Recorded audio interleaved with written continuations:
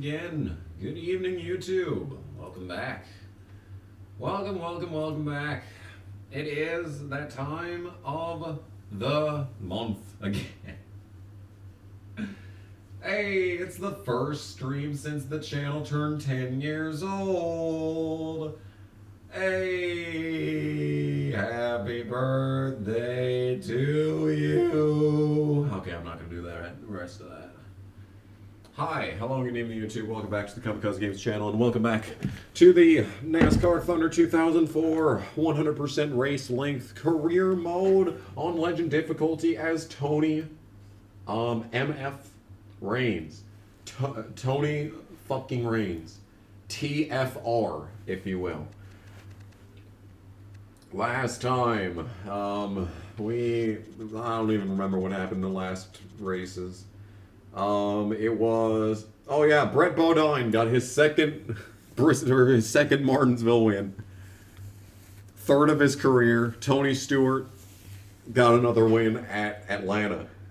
And he, drove down Gordon and beat him in, in a photo finish. I do remember that. The memories are coming back. The memories are, in fact, coming back. Leave the memories alone. But don't forget, I always forget until I flip over to the standings, that there's reels, that we have chase standings. Hold on. Hold on. Here we go. Okay, here it is.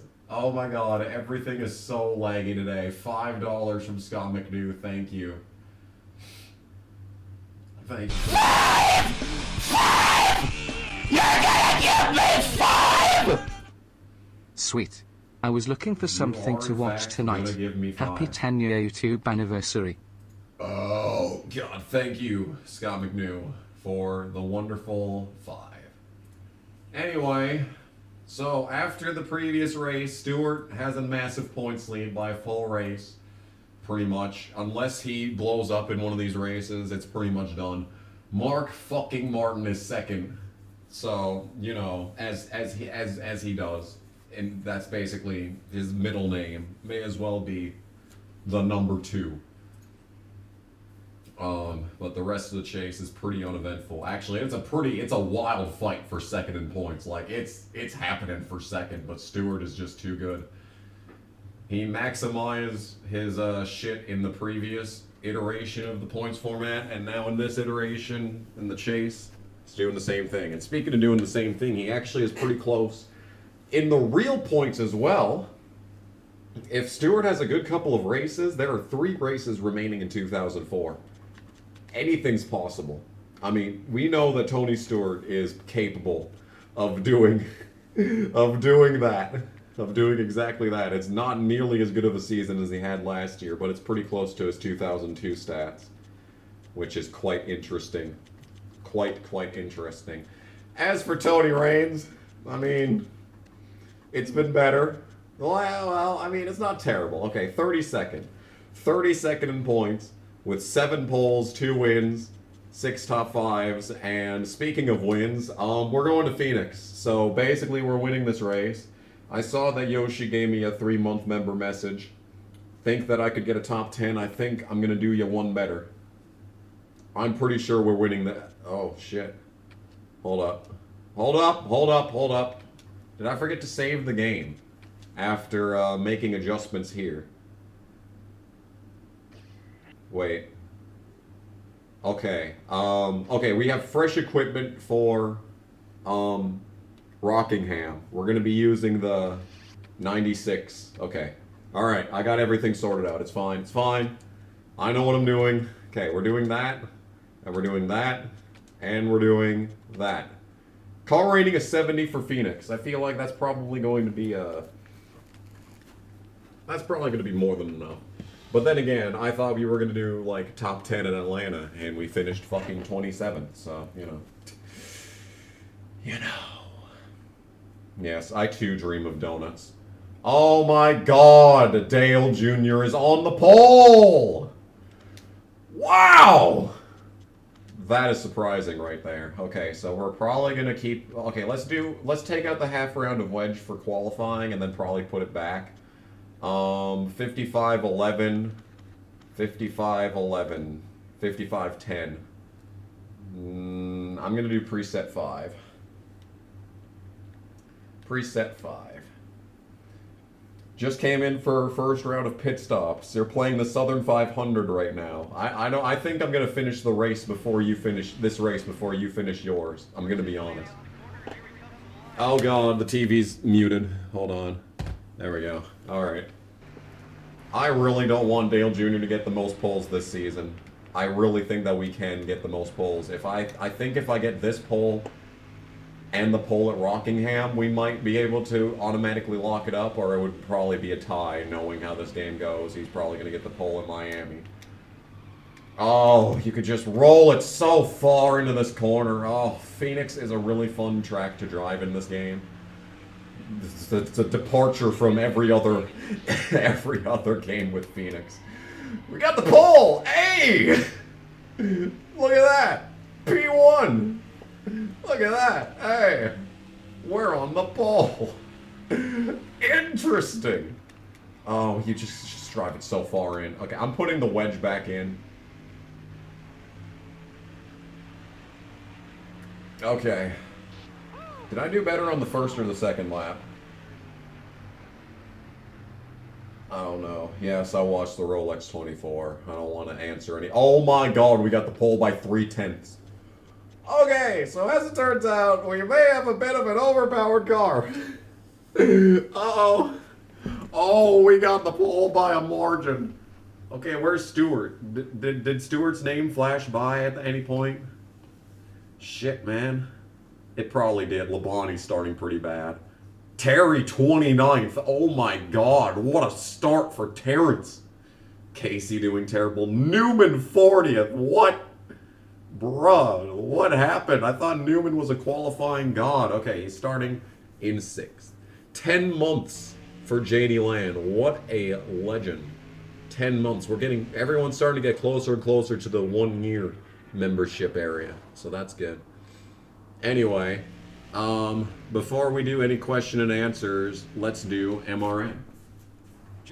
Barney Hall from the beautiful Arizona desert at the 1 Mile Phoenix International Raceway for today's Checker Auto Parts 500K. Tell us more about this unique track, Barney. Boy, it's beautiful here, right at the base of the Australia Mountains, and this is quite an interesting racetrack. First, it's known as the world's fastest 1 mile oval. Add to that the fact that each corner is slightly different, and it all adds up to some great racing.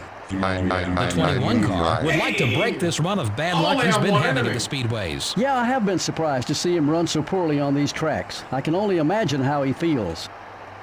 Sterling Marlin has a solid top 10 spot in the standings so far. Yeah, he needs to focus on this race. A poor finish can quickly bounce you out of the top 10, but a win can gain you several positions, might even put you in the top 5. We'll see what happens. Brett Bodine is a rarity on the NASCAR circuit these days as the last of the owner drivers. That really is a lot for one man in these days of multi-car teams which can share information. Oh, that's true. He did it all in a single car team. As an owner-driver,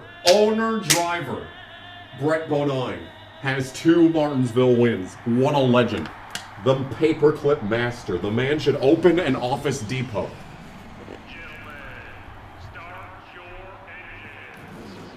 Anyway.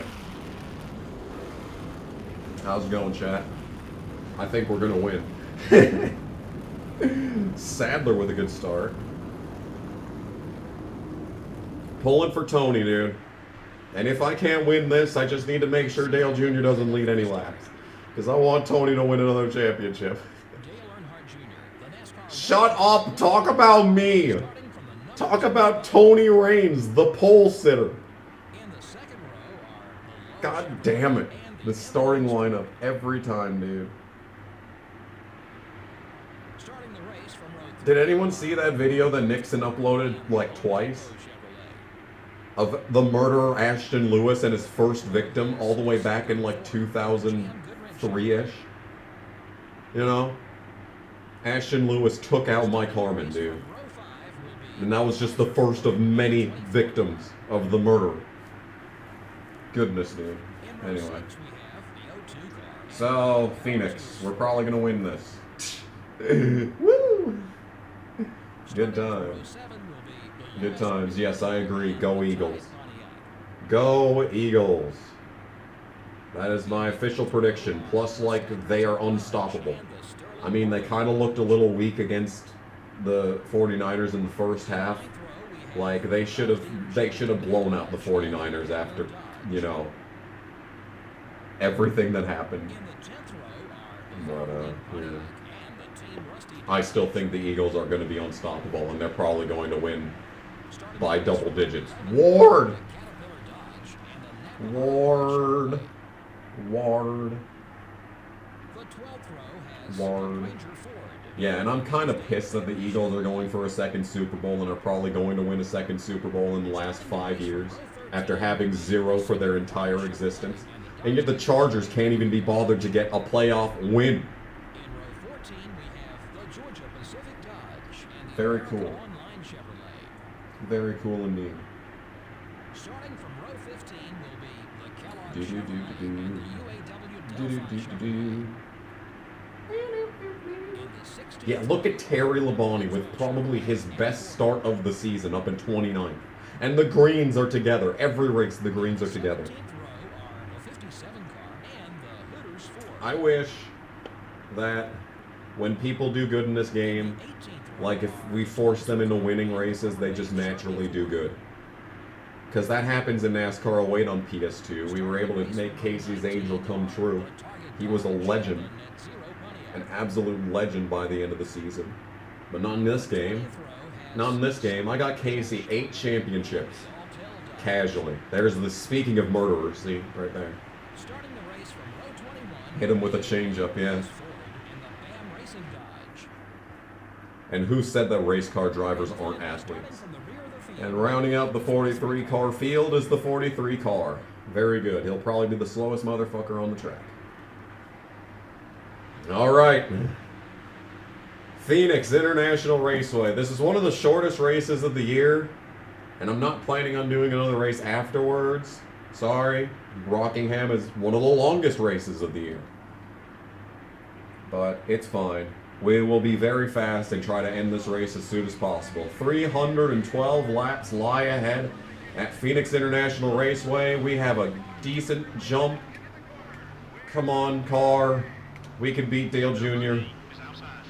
Even though Dale Jr. kind of owned this place in 2003 and 2004. I ran into him, but hey, it's fine. We could outdrive his shit in this corner. Get railed. What a start for Tony Raines. That RCR power coming through. Hell yeah. Alright. You better start asking some questions, chat, because we're going to be here just sitting in the lead for quite some time, if I have to take a guess. I don't know if we could lead every lap, because these guys are going to be able to pit later than me, probably. But it'd be a fun... It's a fun idea, in theory. Questions? Send them. Let this be the unofficial 10th anniversary of the channel live Q&A. Hello, thank you. Oh my goodness gracious, the coveted 12 months. Ivan has done it. This game is a master He of has pissing done me it. off He has been a so member for fucking 12 much. months. What a I legend. only needed 3 points there. 5. EVP is very happy. You're Are you gonna sure about give me that? 5. I feel like he has some other things to worry fucking about 5. at this point. You're gonna give me 5. It's gonna be the same thing as Richmond. It's gonna look like I'm gonna have a car beat, and then Ricky Rudd's just gonna drive around me. I need to focus on driving instead of doing the questions. Okay. Would Kyle Petty have won the championship in the 2020 Mercedes? Well, that depends. Is it like 2020 Kyle Petty? Or is it 1992 Kyle Petty? Those are two very different Kyle Pettys. I don't want to lose the lead, damn it. No! Come on, dude. You're kidding. Come on, I'm better than this. I'm better than this. I'm not going to lead every lap. Fuck! I think it was second wind at this track last season, right? I was able to come back on him. But even still, man, I can't lose to Ricky Rudd. Can I pull him up off the bottom and still manage to get the huge drive in? Kind of. Get underneath his ass. Come on, Tony, you got it. It's the 21 and 21 show. See, we're really bad in turn 1. Like, really bad in turn 1. But you can compensate for that by being amazing in turn 3. I know I just told everyone to ask questions, and I'm not looking at the chat right now, and I do apologize for that, but you have to understand, I can't lose to Ricky Rudd. Okay, let me glance at the chat here quick. Only needed 3 points there. Yeah. Will The Rock return? I mean, I never thought North Wilkesboro would return, so I guess never say never. Definitely looking possible. Damn it, dude. I can't believe I'm not in the lead right now. This was supposed to be an easy win. Fucking 5. Thank you, Jason. You're gonna give me 5! Come back, Rudd. Come on, man. This isn't, this can't be happening right now, dude.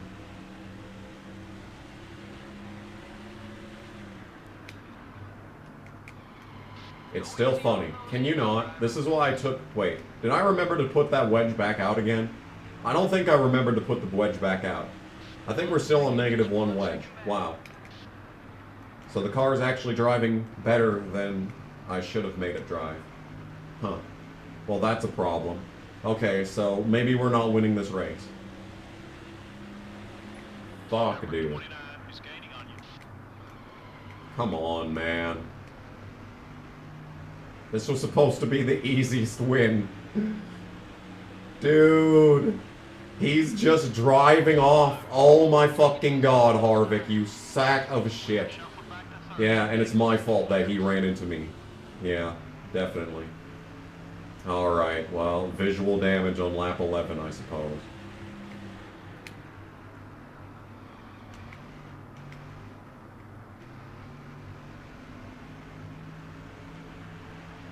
Okay, well, that's incredibly annoying. No, I'm not going to the Chicago street course. No, it's not happening. Harvick's an awful teammate. Good point. My god, this is a 4-car team, but we all know that there's only one car at Richard Childress Racing. Harvick knows I'm gonna be getting fired from this car at the end of the year anyway, because the contract's running out. And in all likelihood, it'll probably offer me a different car. But you see, the thing is that I don't think it's ever offered me a different car. I only have to, like, lose the sponsor before it'll change the package, I think. I don't know, man. Yeah, this is going spectacularly, I know. This was supposed to be the chill, me winning the race effortlessly stream. And instead it's become, I can't even keep up with Ricky Rudd stream. What happened? I had the pole by 3/10. Dude, what happened? Hope I can re-up with RCR. I hope I could take over that 29 car. That'd be some well-earned karma right there.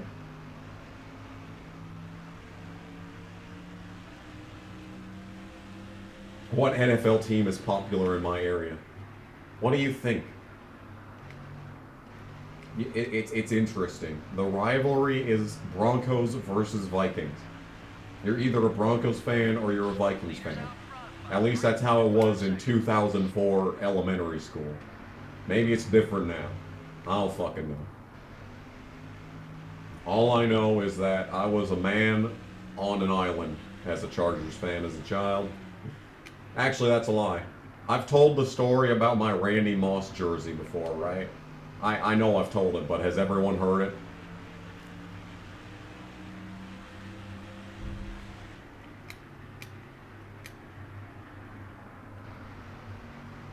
Last lap was my fastest. Great!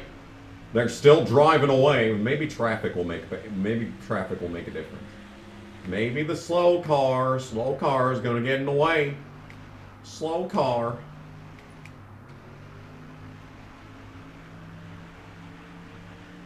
Will Kyle Busch win for RCR? The real question should be, will Kyle Busch win the championship for RCR?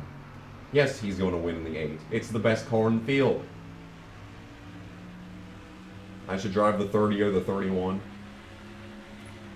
But I like Steve Park. And if I take over the 31, then Robbie Gordon disappears. And then your defending Daytona 500 winner is not even going to be in the field.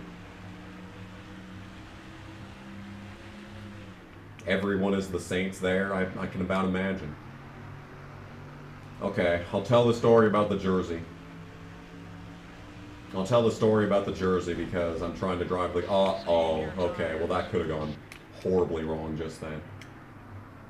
So, when I was in first grade, I got a Randy Moss jersey because I guess I was a Vikings family.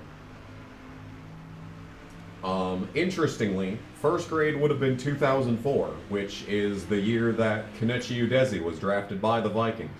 So the fact of the matter is I could have absolutely gotten a new Udeze jersey instead of a Randy Moss jersey as a youth had I actually been following football. But I was not following football. I knew absolutely nothing about football. I only knew that it existed. I could not have told you who the starting quarterback for the Minnesota Vikings was in first grade. I could not have done that. So, it would not surprise you to know that in first grade, when I was wearing my Randy Moss jersey one day, so sometimes at our school, like the parents of the kids could come in during lunch and like hang out with their kids at the special adults table. Because the fucking teachers ate lunch at the same time as the students, so they got to sit at the teacher's table in the lunchroom. So if you fucking if your parents came in, you got to sit at the teacher's table for the day, and the teacher's table was nice because it was clean and did not have a bunch of disgusting children around it. You know. Anyway, one of the parents came in, or like there was this old white guy, like in his 60s, right? You know, plaid shirt, tucked in to his jeans with a belt, you know, all that shit. Balding. This man was cutting in line because you can do that as an adult apparently. You can also do that as an adult. And he cut in line right in front of me and he said, "Hey, you got your Randy Moss jersey on." And I was like, "Yep." And he was like, "You know, I'm Randy Moss. I'm Randy Moss." And I was just sitting there, I just stood there like, "Damn, it's Randy Moss." Wow. I believed this man when he told me I was Randy Moss because I had no idea who Randy Moss was. I had no idea that he was a, late 20s, early 30s black man who played football. All I knew is that he existed. I didn't know any other tertiary details. So when this man came up to me in the lunch line and told me that he was Randy Moss, I was like, okay, sure. Hi, Randy Moss. Moon any fans lately? Yes. Anyway, Casey. So yeah, my biggest regret about that interaction is that I was not wearing a new Udeze jersey and I was instead wearing a Randy Moss jersey. That's my biggest regret of that entire conversation. The 41 car is up high. The 41 car is up high. Are we closing in on the leader? I doubt it. No. Well, actually, 4.2 seconds. I think I was 4.4 at one point. Maybe the traffic is helping.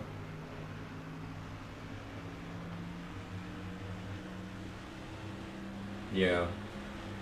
See, that's the problem, is that my entire childhood I was on an island. Got one outside. No one else liked the things that I liked, except for one fucking dude. 4.5 seconds off the lead. And even then, we weren't even like friends until like second grade, so like, took a long time, man. Took a long time.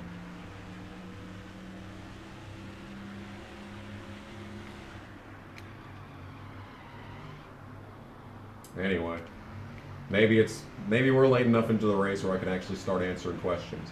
Everyone, please copy and paste the questions that you had posted earlier. Maybe I'll actually read them this time. Portland should get an NFL team. Oh, yeah. The Portland A-Cabs. All black jerseys.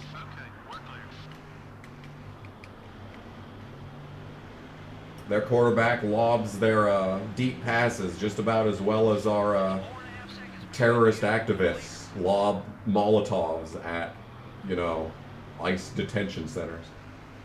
Would I move to Arizona? I absolutely would move to Arizona. You see, the problem is that I loved going to Arizona. That week that I spent in Arizona was like, it was fine. It was hot, but not too hot. But then again, it was also November. So, you know, I'd get a winter house in, I'd get a winter house in Arizona. Where did I qualify? We got the pole. Would I ever move to Vermont? See, my original plan was to move to Vermont after graduating college. That was dead ass a plan that I had at one point in my life. Was because I'm used to the cold. There's hardly any people there.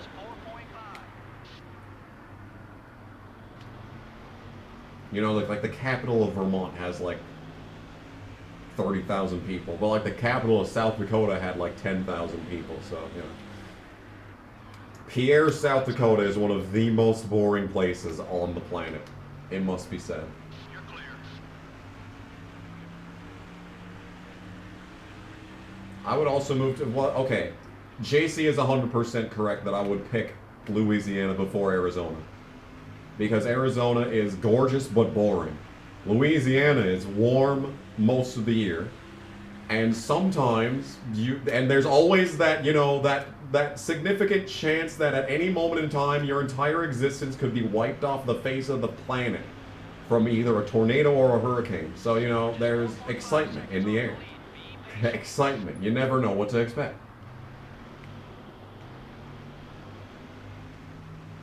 What town would I live in Arizona?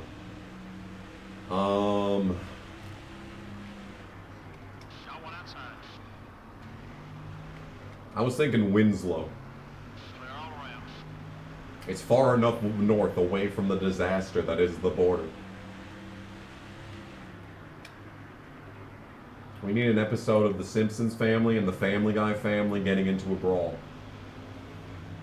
My brother in Christ, didn't that already happen? I've never watched the crossover episode. Probably because it was like during the darkest era of Family Guy and like The Simpsons hasn't been good for 15 years plus. There's 4.5 seconds between you and the leader. Number 45 is Well, I'm not gaining on the leaders, but I'm not losing on them either, so maybe we'll get second win. If you move to Arizona, I'll move to Arizona. It's like a suicide pact, except it's moving to Arizona. Everyone in the chat needs to sign the pact to agree to move to Arizona. We'll have a commune. We'll call it Commune Causey Games. still there. Number 4 is gaining. You don't want to move away from Michigan. Clear all around. Michigan is pretty boring, yeah. See, I think anywhere north of Kansas is pretty safe. If you don't want to, like, get destroyed by tornadoes. Well, actually, that's a lie. Illinois, Indiana are a bit of a tornado hotbed, or at least they have been in the past. Look at these two winners in front of me. Brett Bodine, two-time Martinsville grandfather clock owner. Ooh! Saved it! Saved it! And Robbie Gordon, Daytona 500 winner. I forgot what the James Earl something trophy, right? Moving to Tombstone, nice. I went to Yuma when I went to Phoenix. That was fun. Have I ever told the story about that, by the way? Would I move to Maine or Barney, Vermont, home of Dave Moody? Or D. Moody. I don't know if that's Dave Moody. He saved it. Please don't hit Brett Bodine. No! Harley J. Earl. There we go. Sorry. All clear, buddy.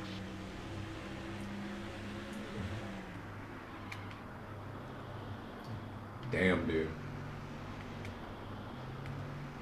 Self-proclaimed NASCAR expert. Doesn't know the name of the Daytona 500 trophy. This game is a master of pissing me off so fucking much. I only needed 3 points there. 5. VII.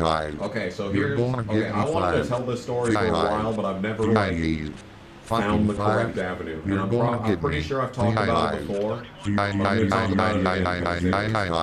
So, when I went to Phoenix, the first night, I drove from Phoenix to Yuma. It took about 4 hours. I arrived at my uncle's house, because that's where I was going, at 4:30 a.m. The house was locked. So I fucking went back to the rental Kia Forte and went to sleep in the passenger seat. 23 is right behind you. I slept in the passenger seat of the Kia Forte the entire week, by the way. Well, except for the second night, I did sleep in my uncle's house. But the point I'm trying to make is that I was in Yuma, so hanging out, we did some shit, and we went to the fucking the old police incarceration center in Yuma. That Ghost Adventures went to, because it is supposedly haunted. Well, we went and did the tour and we like explored the entire place, and I thought, damn, this is pretty cool. But that night, I had one of the most vivid experiences of my entire life. Now, I've always believed in ghosts. You're clear. Like, ever since the first time I ever heard of the concept of ghosts, pretty much, I was like, oh yeah, that definitely exists. And like, even post-religion, I'm still like, yo, something ain't right. Something ain't right here. So, that night, I swear to you, the loyal audience of 42 viewers, what's up, chat? My loyal audience of 42 viewers, I swear to you that I was visited by something that night. Because I don't know what the fuck I experienced, but like, I had one of the most engaging, like, you see, the thing is, it didn't feel like a dream. Like, I know I was sleeping, but it didn't feel like a dream. It felt like I was, so like, I was in the bedroom, right? One bed, no one else is in this room. 30 car is looking right. It looks like I'm looking out the window. And like, it's like, there's like some light out. But like, I know for a fact I'm sleeping at this point. And there's these two figures. They're kind of like weird. They're weird. They're kind of human-like in nature, but like not at the same time. The most distinctive feature of these things are the big glowing eyes. And it's like a yellow, it's like a dim yellow, beige color. But they're like two gigantic eyes, and like the rest of the body is shrouded in darkness. And they're like standing there, menacingly. They didn't do anything, they just stood there menacingly. But they were very foreboding, and I know it was a very negative presence. But once I woke up, like, everything was normal again. Number 97 is still there. And I've never had any experience anywhere near like that in my entire life ever since. Nothing before, nothing after. That is the only experience that I've ever had that even comes borderline paranormal. Everything else has just been, you know, very average and boring. Number 01 up high. Do I exaggerate things too much? I like to be detailed. I like to convey my point in very specific detail. Because I have an image in my head. But the image inside my head can only be seen by me. So if I want to convey that image so that someone else can see that same image in their head, I can't like plug a USB cable into my forehead and plug the other end into your forehead and transfer this image No, I have to describe it. I have to describe it myself, and that's why I try to give as much detail as possible, because if you are not seeing the thing the way that I see it, then I feel like you're not understanding it the same way that I'm understanding it. So I want to paint as vivid of a picture as possible for everyone, so that you can understand exactly where I'm coming from and what I'm trying to say. So do I exaggerate too much? Maybe. Maybe I put a little bit too much details into shit. But you know, KG got some of that sweet Arizona peyote. I wish. If I could go on a trip like in the Beavis and Butthead movie, that'd be some shit. Am I lapping Casey again? Dude, Casey, it's lap 52. The pedal on the right makes you go faster, Casey. Use it. Thoughts on Applebee's endless wings returning? Oh, Harvick blew up! Oh no, Harvick! From the lead! He blew up last week too, didn't he? Harvick pack watch. Good lord. Oh no, someone else is blowing up! Ricky Rudd blew up! The two cars in front of me on the track blew up! I'm in the lead! On the same lap! What? How? What the fuck? That is insane. Anyway, we're leading. Oh my god, my head hurts so much, and I don't know why. Talking about ghosts is giving me a migraine. What the fuck? Game threw us a bone. God's watching down. We aren't even doing the weekly Bible quotes anymore, but yet the spirit of Morgan Shepherd lives on. Oh my goodness. Stop the count. Glory to Morgan.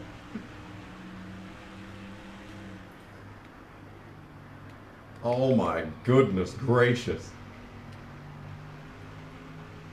Well then. Anyway, we're leading. Talking about ghosts has turned them into ghosts. Oh, Hermie Sadler. Moved that ass. Well then, anyway, Tony Raines leads at Phoenix. How come I didn't do a Thunder 03 review? I have not played Thunder 03 nearly enough to make a review of it. If I make a Thunder 03 review, it's going to be of the PS1 game, and no one wants to watch that. Oh my god, someone from work is calling me. Ladies and gentlemen, listen, we're good. I have to do this, I'm sorry. Hello? A situation, okay. Mm-hmm.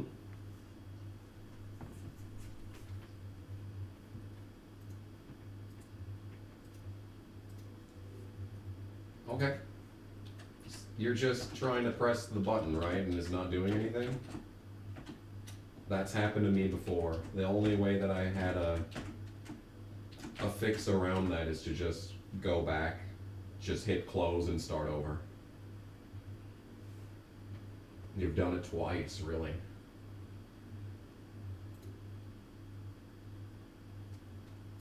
Okay.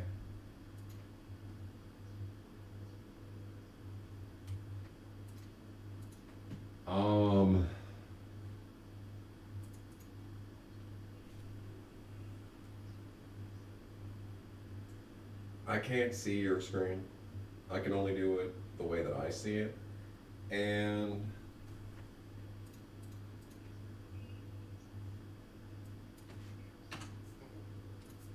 okay.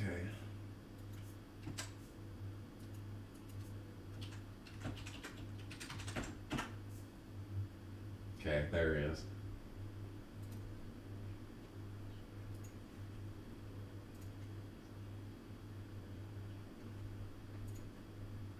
Okay. I'm making it on my end, and we'll see if it lets me make it.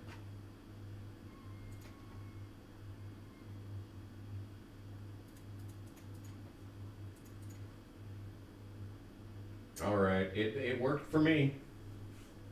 Yep, it exists now, so you can do the rest. If you just go to Arrivals. Yeah. It's there now. Yep. Yep. Bye. I think the solution for that is to actually use a different browser. But, we'll figure that out some other day. Anyway, what were we talking about? Alt F4. That's right. Press Alt plus F4. Okay, so here's what you do. Here's what you do. You send me the credit card information. Okay. All right. Yes, thank you. All right. That's it. Thank you. Anyway. Well, now I'm completely off kilter, and now the right side of the car is even more destroyed, so we're probably slower now. We were talking about ghosts. True, though. Yeah, basically, every day, I actually, okay, you didn't hear it because it's so quiet. I turned the volume down so that, you know, you couldn't hear me, the stream playing back on my phone. But for the first time since September 2015, I changed my ringtone. It's changed. 53 viewers. I gained 10 viewers when someone from work called me. Oh my goodness, Elliott Sadler, he started 4th and now he's going a lap down on lap 50, 59 or 60. Elliott, what's wrong, my dude? You need to use the gas pedal, just like I told Casey back there. Speed, Elliott, speed. Vroom. Oh, I looked at the chat. That was a bad time to look at the chat, I think. Almost took his ass out, though. You're clear. We were talking about Harvick and Rudd blowing up the same lap. It's true. Okay, it's literally safer for me to go over the grass than it is to try and follow someone through the dogleg, okay? I'm doing this for the safety and security of this car and this race, because they will cut your ass off if you go the normal way. And if you clip that curb, it's a bit on the brutal side.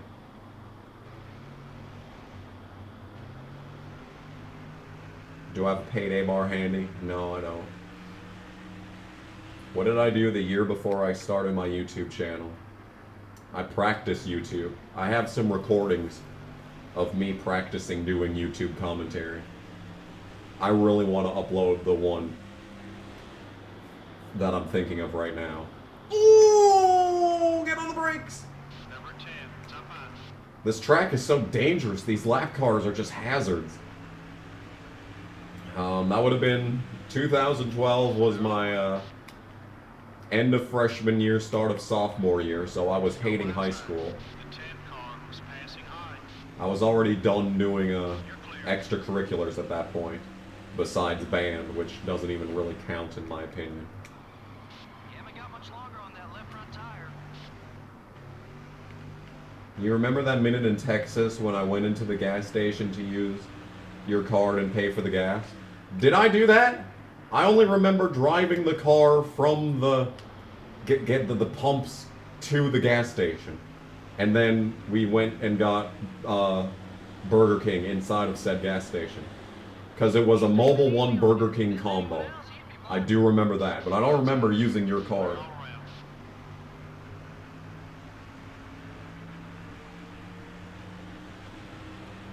Oh my goodness, Daniel Capice, I think, is the biggest Chad out of anyone in my audience, because this man is going to work out instead of watching this.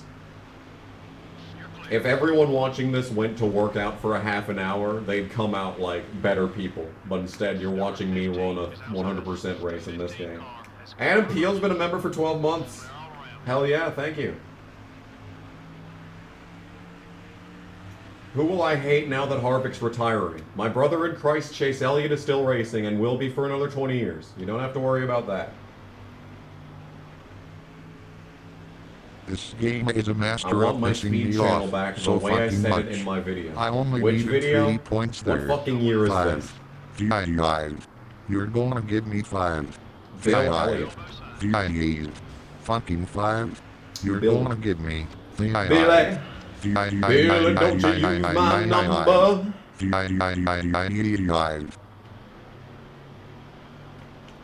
Oh. It was in 2014. Of course you know that. Okay, we're clear. You're watching this after you've worked out. Okay, fair. Fair enough. You should go work out more, actually. No, it's not fair enough. You need to continue working out. Go away. I will hack your streaming device, and I will force you to watch Jillian Michaels on repeat.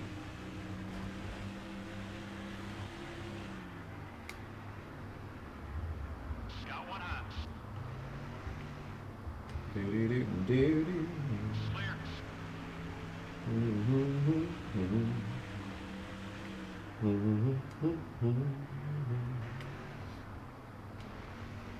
Yeah, that's the real question. Who will have the title of my most hated driver after 2023?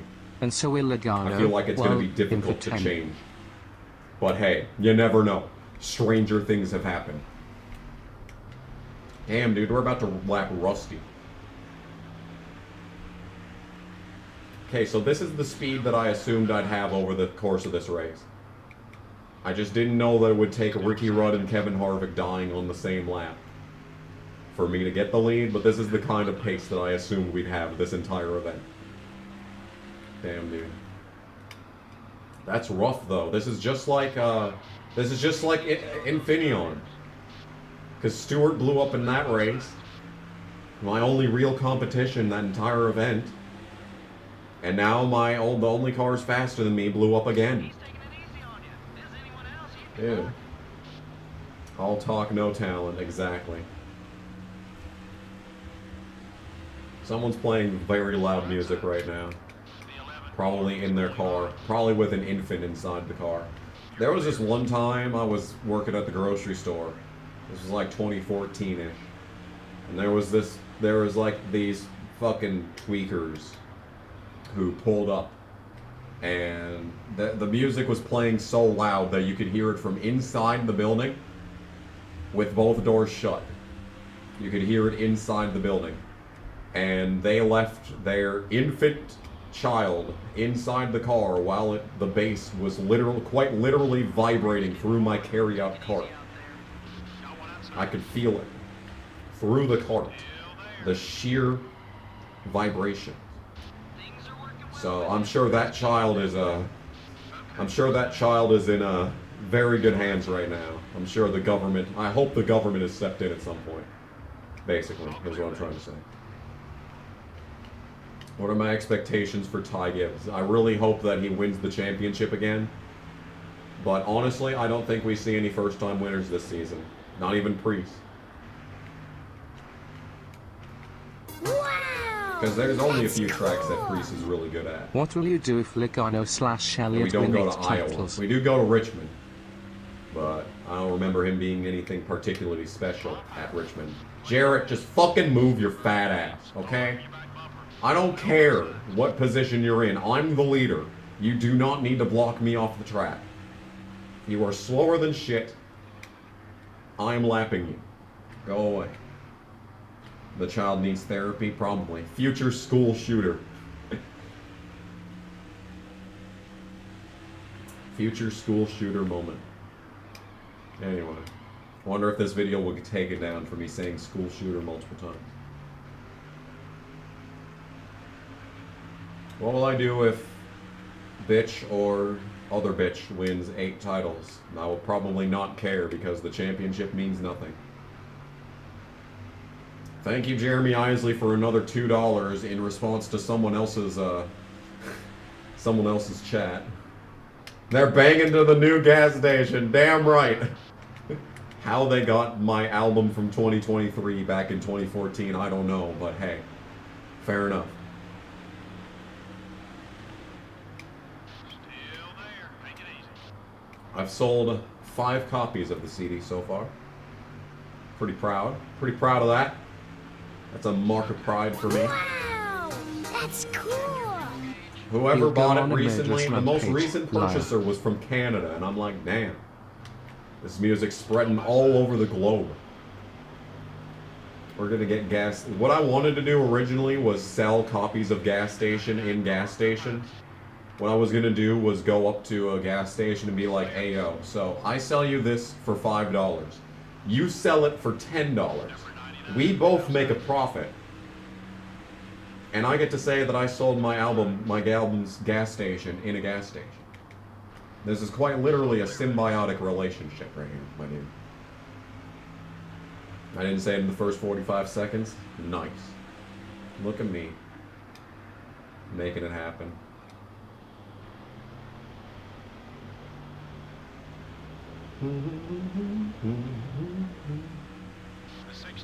You work for your local radio, so you should try to get it on, please.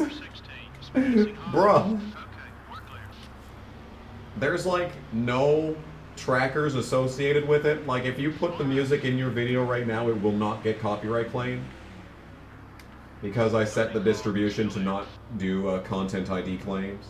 So I'm pretty sure, unless in like the license agreement or whatever, like it's technically owned by CD Baby or something, unless that's the case, you could probably get away with playing any of my music on the radio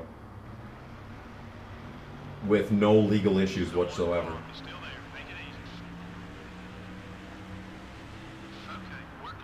I want to sell it at the Senix in town. Senix is my favorite. Well, like if they have hot stuff pizza there, yeah, basically. And it's also the station right next to the McDonald's, so it's, you know, it's gonna get a lot of traffic. Ooh, we're sliding into them DMs.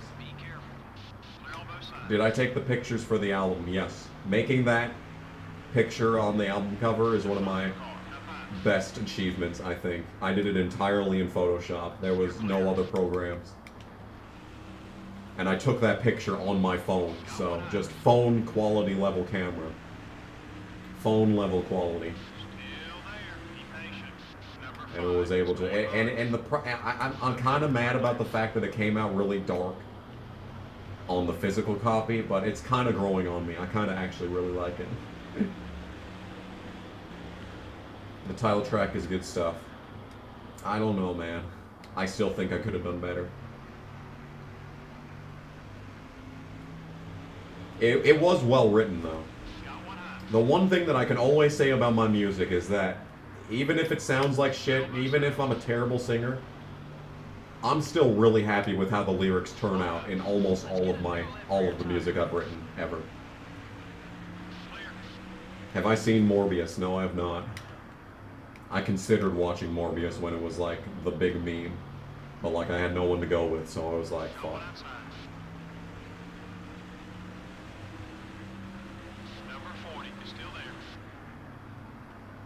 Twitter banner is an amazing picture. Yeah. It was Phoenix. I need to go to a track again so I can take a new Twitter banner in.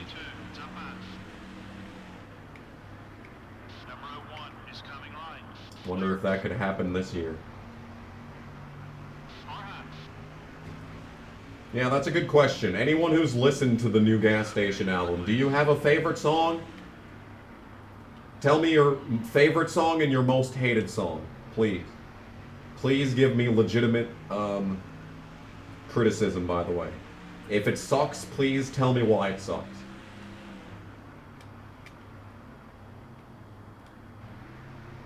Mark Martin destroyed one of his haters on Twitter. That post is from like 5 years ago. But I still love Mark. I would kiss that man if I met him in real life, and then he'd probably file a restraining order, but it would be worth it. You should go to Bristol. I mean, nothing good ever happens at Bristol. Ever. When is On the Internet coming on CD? I've honestly considered either remaking or just making a like limited run of fucking On the Internet. You haven't been able to finish listening to the album. Okay, it's long. I know. It's an hour and 15 minutes. I know that's a lot, but like, come on, JC. Come on, JC. I was hoping you'd get in there.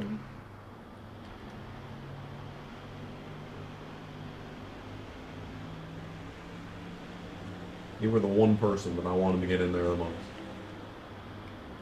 Oh, Jimmy! I'm about to rustle some jimmies. Get underneath his axe. Thank you for the happy anniversary, Red Racer 1985. 1985 is 1 year after 1984, literally 1984. It is literally 1984. See, this is what I mean when I say that it's dangerous to not take the dogleg route. Right here. That's what I'm saying. If it was over 80 minutes, it would be 2 CDs. I was considering doing a double album. Like, I had a lot of stuff going, and I was like, dude, I could totally make a double album. But then I was like, do I really want to do that? Do I really want to make 2 CDs? I don't even know if there's an option to make a 2-disc CD on CD Baby.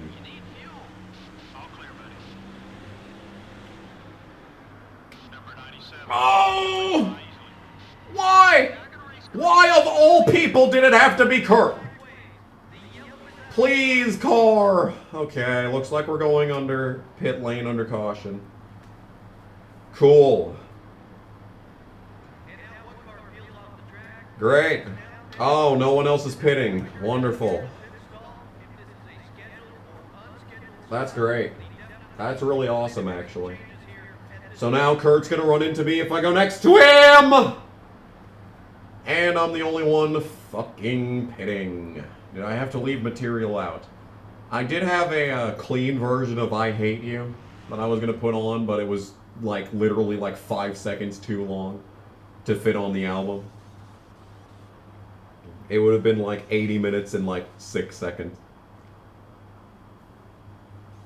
You found a Blaze Alexander signed hero card. Nice.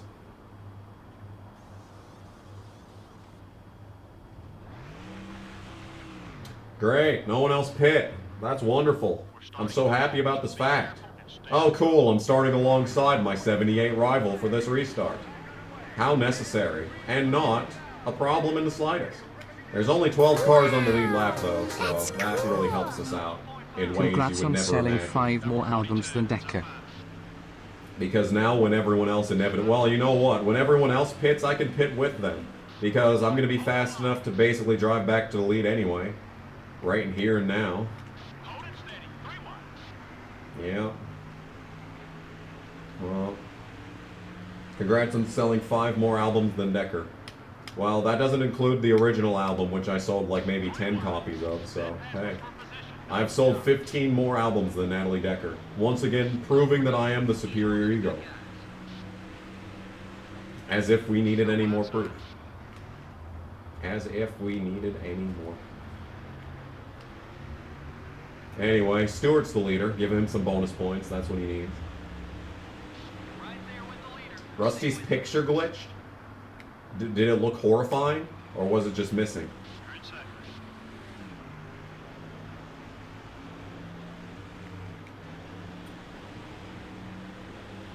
The song I Hate You sounded like the song from the new Alice Cooper album. Well, if it does, then it means he copied me, because I wrote that song like the day I finished the first Gas Station album. So, anyway, back to the lead. When these guys start pitting, I'm going to pit with them so that I can make it to the end. Rusty flickered. Damn. Who's worse? Mitch McConnell or Mitt Romney? Oof. Why do you have to give me such a difficult question? That's a hardball right there.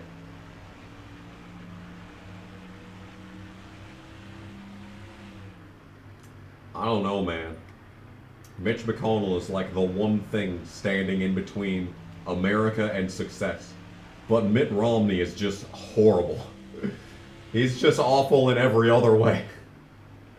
That's so hard. Ghosts from Arizona are haunting the stream, yeah. Just had to bring up the ghosts, KG. You just had to do it.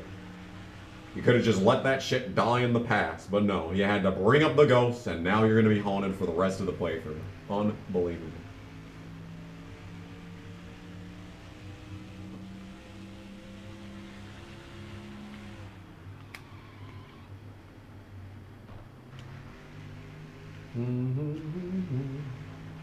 Well, now we're really leading, so anything Anything? Did anyone like post the question from like at the start of the stream when I asked them to post it and they posted like 7 times and I still haven't read it? Maybe you should post it again. Maybe I'll read it this time. My neck hurts so much, dude. Am I wearing the Udezi jersey tonight? Sadly, no. Udezi is safe in the closet.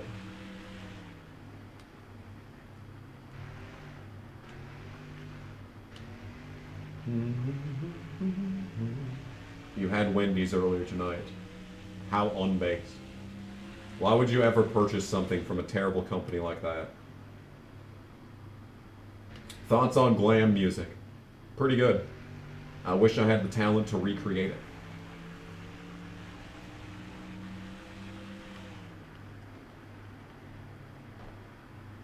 Lead cars are pitting. Lead cars are pitting.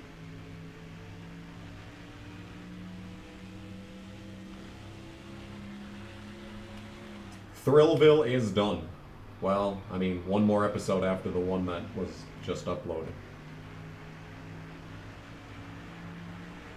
But you know how it is. Okay, so I think let's split this race into 2 more stops. So I can go about He's feeling nice today. Got one eye. 100 laps on fuel, 95-ish. So to pit with 1 more stop in this race, or maybe these guys will even cause a caution because they're all pitting at the same time. You never know. People have been known to hit the pit road entry at this track. I'd want to probably go until like I'd want to go until like 190 laps to go, which would be lap 123. So lap 123, I'd probably want to go down pit road. So 20 laps from now. He's not racing you as hard as he could. Oh my god, I hate these guys pitting. Best pizza at Little Caesars. The best pizza at Little Caesars is the stuffed crust extra most bestest. But the Italian cheese bread is the best side. Don't get the crazy bread. It's literally just a waste of money and just pure carbs. I do recommend the marinara sauce, not really anything else. I've never had the brownie M&M cookie thing, but it does look really good, so I cannot confirm or deny if it's good or not, but it does look very good, I must say. Must be said, looks fine. The 15 car is looking high. Number 15 up high. Piece of fight. Here we go.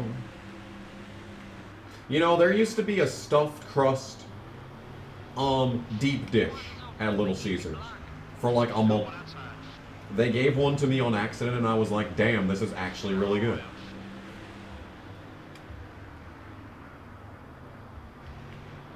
Number 2 down low. All clear, buddy. Tomorrow is the 24th anniversary of Family Guy. I still can't believe I'm older than Family Guy. Turn the car. Hey, the car turned. Oh! That was a 30, bitch! Fuck off! You do get a free Crazy Bread online? Well, yeah, of course you can get it for free. They have to give it away because no one wants to buy it because it's garbage.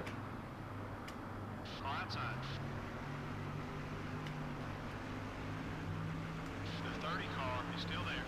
Number 30 is going high. Clear all around. Anyway. Thoughts on the band name Kiss? They're fine. I've never really cared for Kiss. But I really like Lick It Up.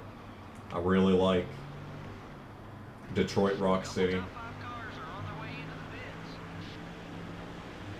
I just think that they're overplayed as fuck. Because every single time that I have to drive the van at work, it's always set to the classic rock station. And literally every single time I drive that van, it plays fucking rock and roll all night. And it makes me want to fucking slit my wrists all night. And be dead by day, you know. Have I watched Sonic Prime on Netflix? I haven't. I keep forgetting it exists because they don't promote it. I've never seen the Sonic official Twitter promote it. Is Sonic Prime an officially licensed thing? Should it exist? I really want to watch it, but I keep forgetting it exists. And now I'm in the middle of a stream, so I can't fucking watch it. Sonic Prime watch party. We need to do this.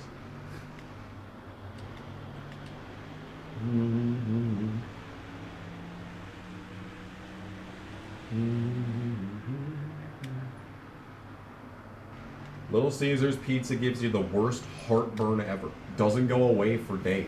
Good lord. You should like get a heart surgery so that you can properly enjoy this.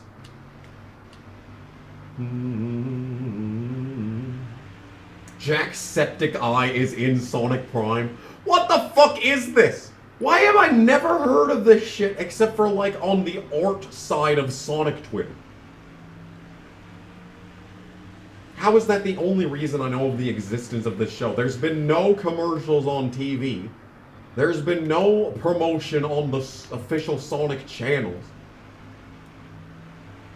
I only see it pop up occasionally on my fucking Twitter feed from Sonic artists. Like, for fuck's sake. Should or should this not exist? Is my question. What is my thought on the Mario movie? I'm gonna go and watch it and then decide what my thoughts are. But my main thought is that they did not get an Italian to voice Mario, and I find that quite fucking racist.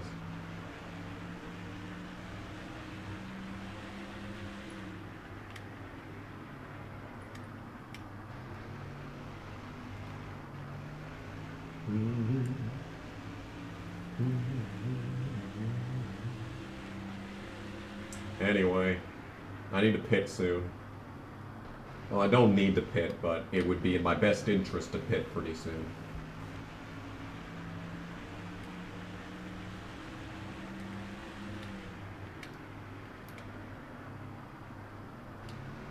Will there be an alien invasion at the Chicago street race?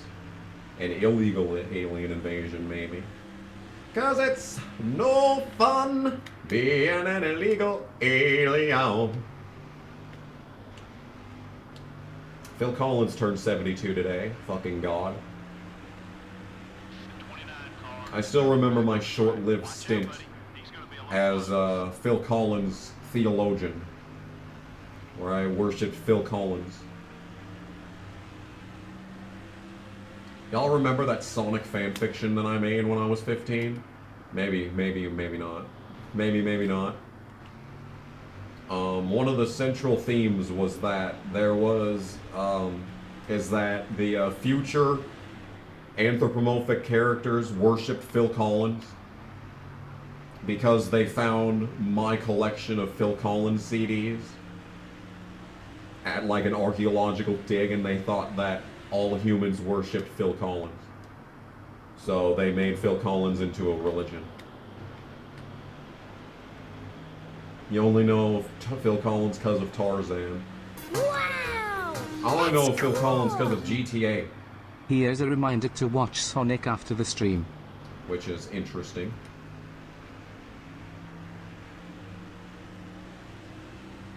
Favorite Metallica song? It's actually a cover.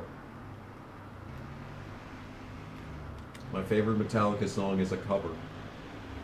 And it's So What? From the Anti-Nowhere League.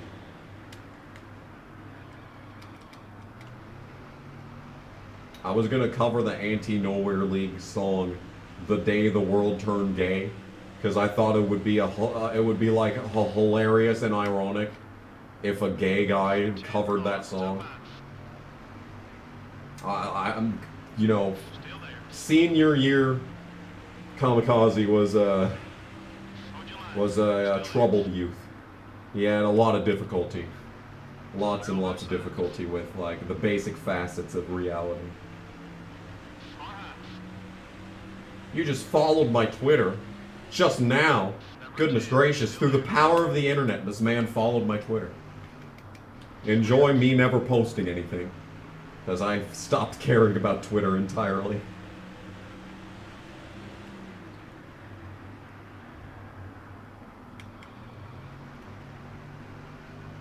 Dude, I watched a Kurt Cobain documentary a few days ago.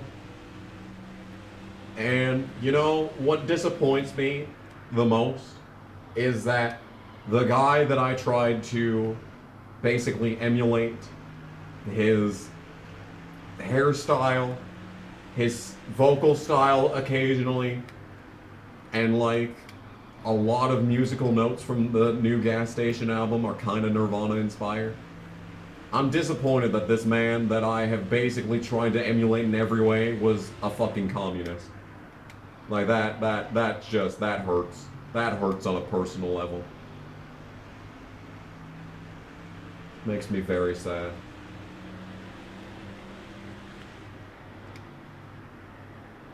Hurts me on a... it cuts deeper. Cuts deeper than a shotgun to the forehead would, if you could believe that. Is it fair to say Nirvana changed rock music forever? They completely shifted everything. Music as a whole. Post-grunge still exists. And it's only post because it's after Cobain died. Am I having trouble trying to sleep? You know what? Ever since I got whatever the fuck I got earlier this month, I've actually been sleeping the best that I have in a long time. Now, the problem is that my sleep schedule is shit because I keep having to go to work at fucking 7 in the morning. And people keep calling me in the middle of the fucking night to ask me inane questions about the fucking... about the software at work, like you heard 20 minutes ago. But other than that, when I'm actually allowed to sleep through the night, I actually sleep really well.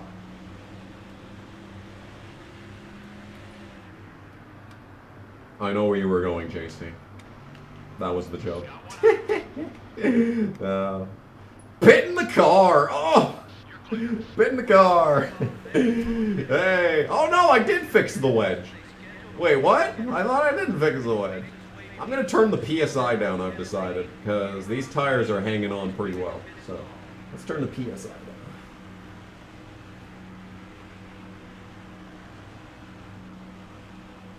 Have I watched What is a Woman? No, but I did watch Died Suddenly. Because it's not behind a paywall. What is a Woman is behind a paywall. It's like, fuck off. Smells like fuck.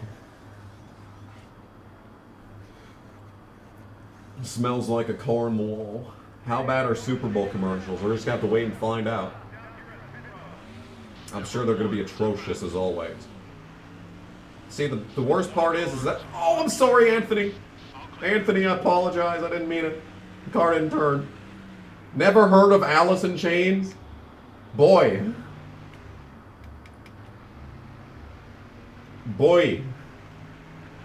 How can you have never heard of them? Or unless you just never heard of the acronym, which is most likely what you're saying. But I'm going to act really... I'm going to overblow my reaction to... for the sake of entertainment.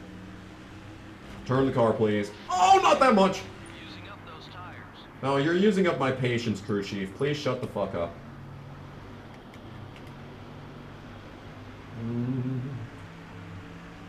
I'm a man in the box.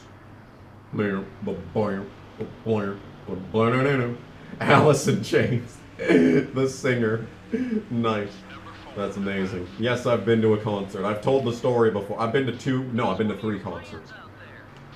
One of them was 2018. I went to Kid Rock in Sturgis. Caution flag! Caution flag! A natural caution! Oh no, someone stopped before the dog leg. What just happened? Oh, I'm scared. What just happened? Hello? Nadu just ran out of talent! What? Oh my goodness, dude. I'm glad I pit.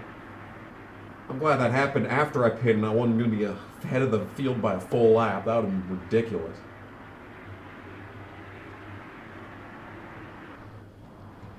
Alright, well, that was interesting. I'm not going to pit. I should pit, actually. Damn it, Stewart's losing points. We need to get up in front of Dale Jr. and just, like, block the shit out of him. Alright, where's Kurt? Kurt is the most dangerous thing on this track right now.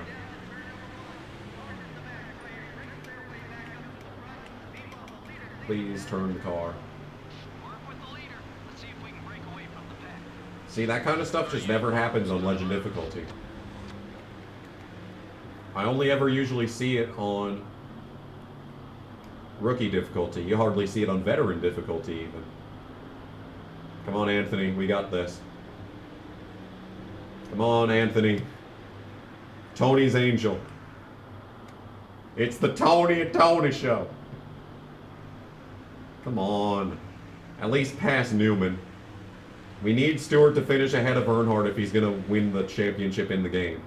He's already a full race ahead of everyone else in chase points. Now, Earnhardt's just driving away. Fuck off.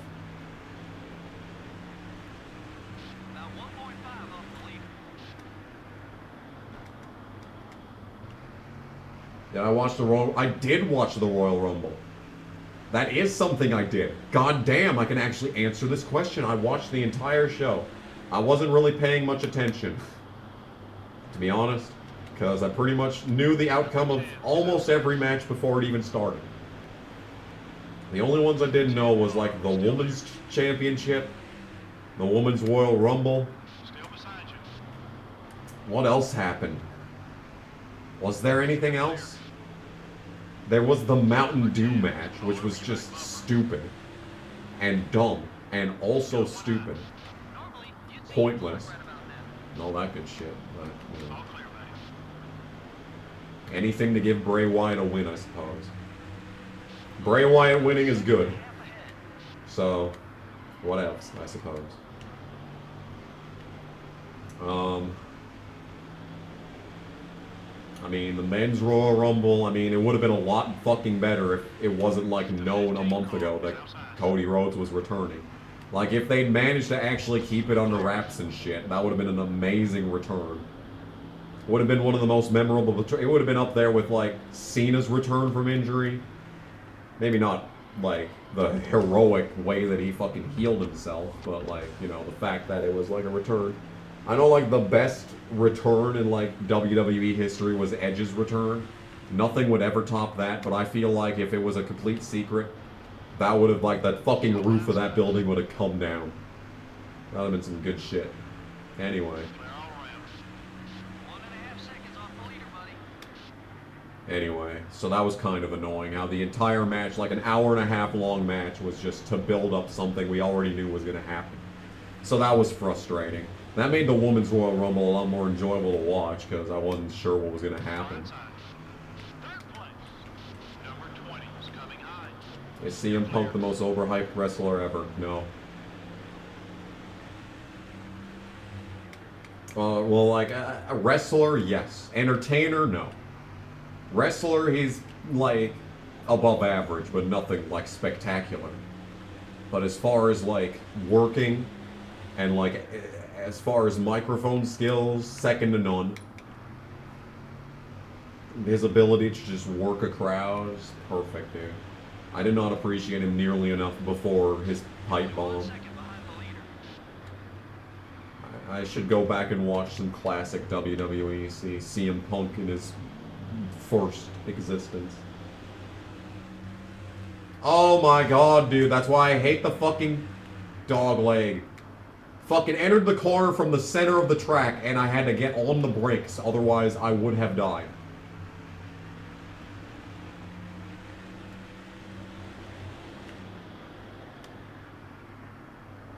How about Newman? Started 40th, he's up to second. What a good drive out of the 12 car. For once not focusing on the qualifying setup.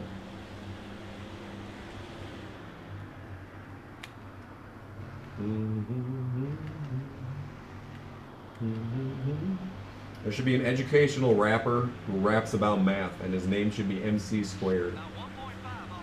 I would be legitimately shocked if no one had come up with that already. Use the cat leg next time. Okay, thank you for the advice. I will definitely consider it.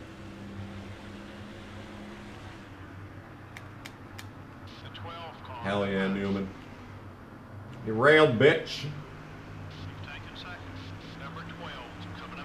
Oh, got that ass though.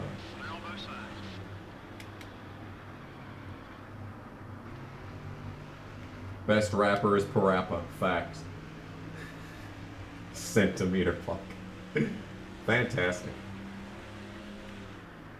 I need to make a new t-shirt so I can make another commercial with the CM Punk shirt. Throw it back. Do a real throwback. What I should have done for the 10th anniversary was remake a bunch of famous KG scenes. That would have been fun. I forgot to talk about a whole bunch of shit in that video too, by the way. So much shit. Like, I could have talked for another hour, but like, I was kind of sick of talking after the first hour, so I kind of just rushed through the rest of the history. You're clear.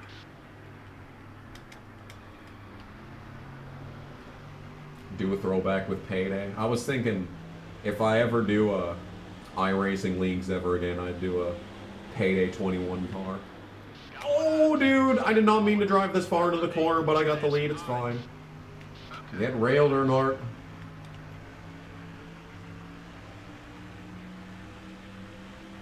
Favorite video game rage moment besides 5? There was a lot. You know what? There was a lot of missed stuff from the NASCAR Heat Evolution playthrough. Like, the entire second half of that series is just pure art. Other than that, I mean, the rage got toned down so much after, like, after college started. Like, after 2015, it got a lot, it got a lot more precise and not just screaming. Because whenever I do that, I'd wreck my voice for a day, you know? And it was fun. It was fun to make that shit, but like, fuck. Oh, Burnout 3 road rage events. That's right. Never mind. Remember when I just said that the rage has gotten reduced over the years? No. No, actually. No, actually, that's a fucking lie.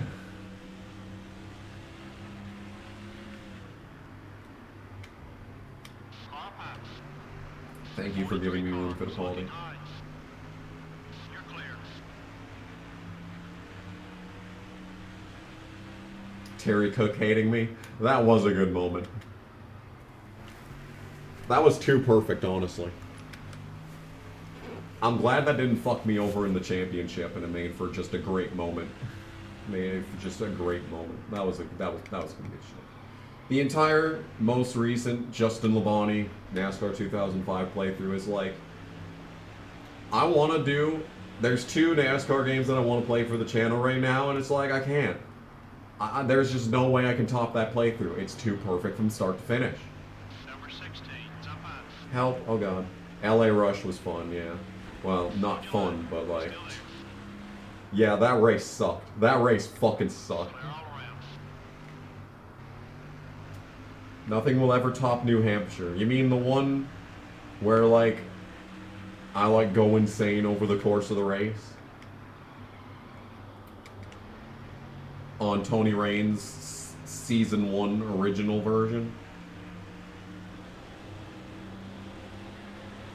NASCAR Heat Evolution Rage was hilarious. Yeah. I can't believe that I defended that game on multiple occasions. And 704 Games was never like, hey, thanks for fucking defending us. Here's a free DLC package. No. No acknowledgement whatsoever fucking ever. Nothing. You're clear.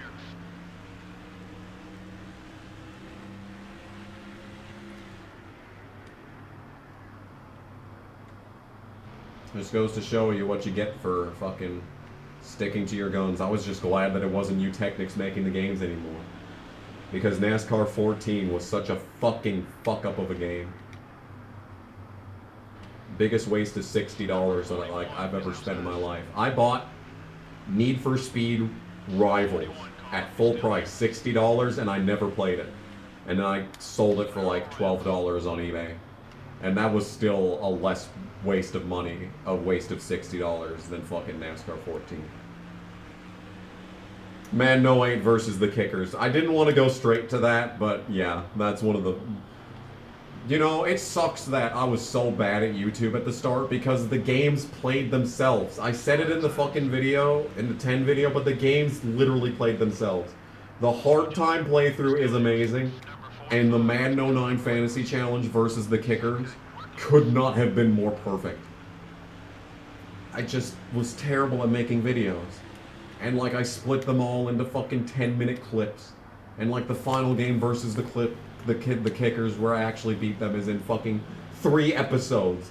And like there's so much that could be cut out of just dead air and me doing nothing. But like you kind of need the entire, like the last part of that, series, the original, the Fantasy Challenge series, where the 1 yard video, that entire video is perfect. Like you watch it from start to finish, it's perfect. But like, if it was actually me making it now, I would cut out a whole lot of it, and it would probably be. But like, you need the patience to watch it.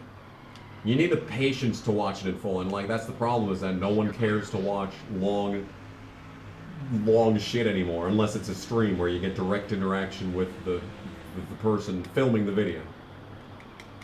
Such as right now. Is Casey Mears' Cup career considered a what if? Yeah, what if he didn't get rushed to the Cup Series? What if he just drove the 19 for the full 2003 season instead in the Busch Series? What if? What if? Never mind the fact that Leechless is basically just a what if Casey Mears didn't suck universe.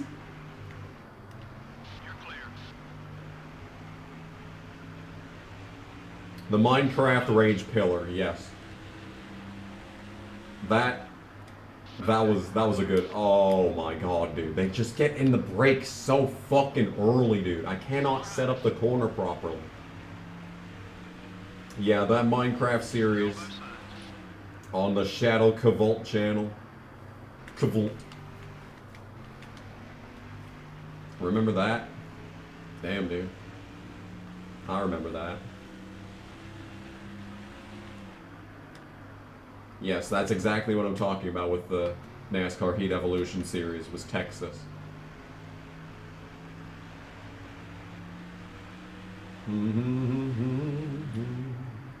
What if Jerry Nadeau didn't get injured? Wasn't he pretty much on his way out at that point anyway? Maybe he would have dropped down to trucks and fucked around there for a while. That would have been cool. 23 is outside. The 23 car is looking right. Clear all around. How would the first version of the Tony Raines playthrough be different than this current version? Well, you see, my memory card died a second time. It was right after Watkins Glen in Season 1. And I think I was actually doing worse in this playthrough up to that point.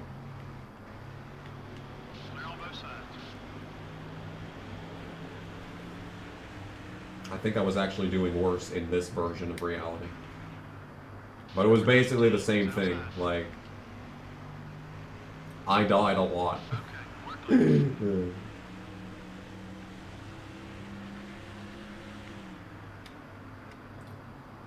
Jerry Nadeau probably could have won Kansas in 2004 if he didn't get injured.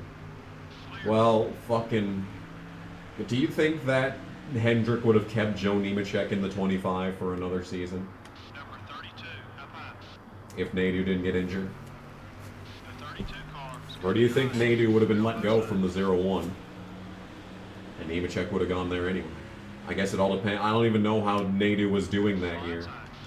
Really, I suppose. You're clear. Because like it really isn't a matter of whether Nemechek stays or not, because fucking Scott Riggs goes into the 10. The 38 car is up high. Johnny Benson leaves the 10. So like all of MB2 changes for 2004. Clear on both sides. Maybe they would have kept Nadeau. I don't know, dude. Did I ever watch the MXC? Yes, I did. That show was the best. I remember it played on Spike. Good shit, man. Good shit. Still there.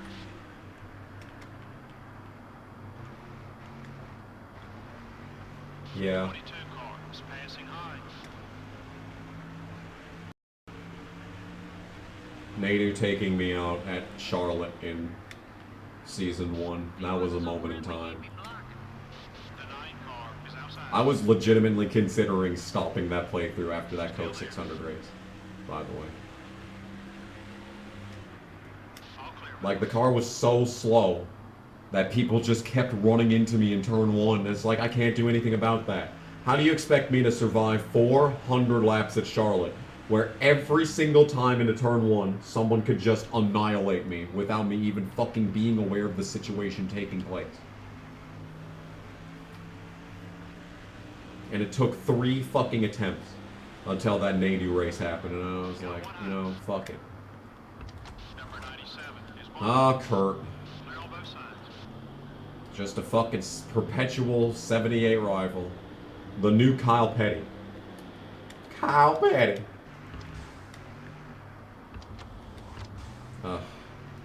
Maybe I could sneak past him in the dog leg. I mean, I can definitely outdrive him into turn 3 here. But the question is, can I survive? Yeah. Okay, the answer to the question is yes, I can survive. 97 is Any racing game I want to play that I have not played yet.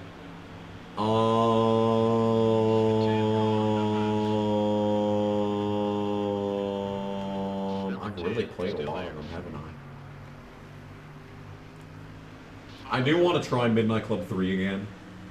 I actually had an idea for a Midnight Club 3 challenge playthrough.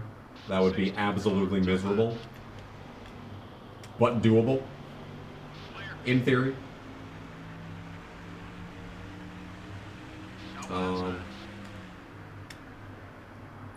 What else, dude? still there. What else that isn't a NASCAR game I haven't played yet? I'm trying to think here, just what games do I even have? I would like to do more Need for Speed games, but no one watched them, so like, fuck it. Kyle Petty. Got one outside. You were thinking about mailing me Freak Style. I remember you were like, yo, you want to take Freak Style with you? And I'm like, bruh, I'm never going to play it. It's a good game. I think it would be fun for the channel, but I will never get to it. There's just simply too much. Number 15 Too much that I want to do. I hate my life. Bum, bum, bum. Would it have been possible in any way financially to keep Pontiac and NASCAR through at least 2006? I guess they could have. But like, would have ended up like the zombie Dodges. Oh, Casey! Alright, looks like we're wrecking again. Sounds good. Yeah, we are in fact under a yellow flag. Shut up, announcer. Alright, well, I'm not pitting, so... yeah. And we're back! You like Underground more than Underground 1 more than Underground 2. How? That game makes me want to actually stick sticks in my eyes. That game is fucking terrible. I hate it. Oh yeah, that snowmobile game that I said I was going to play for the channel back in 2020. Oh yeah, all those Ford, all that, the Ford, I bought a bunch of Ford games and I bought a bunch of Chevy games and I was going to play those and I was ultimately going to finish it off with Ford versus Chevy. Man. That ended, that was another casualty of the fucking memory card dying again.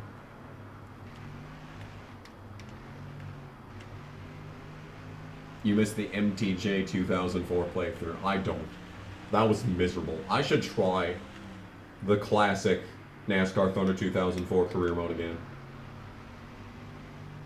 10% races, legend difficulty. I should try it again and see if like I'm actually good enough to do it now. I'll play as Martin Truex Jr. The other attempt.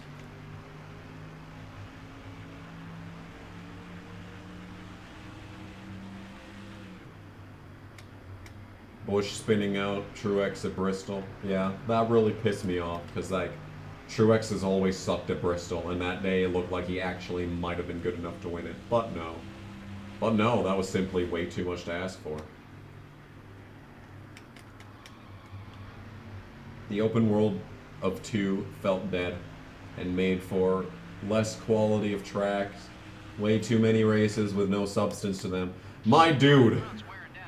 Way too many races with no substance to them. That's like the MO of Need for Speed Underground. Like, by the time you hit event number 60 and realize that you're not even halfway done, you're just sitting there like, is this really what I'm doing with my life?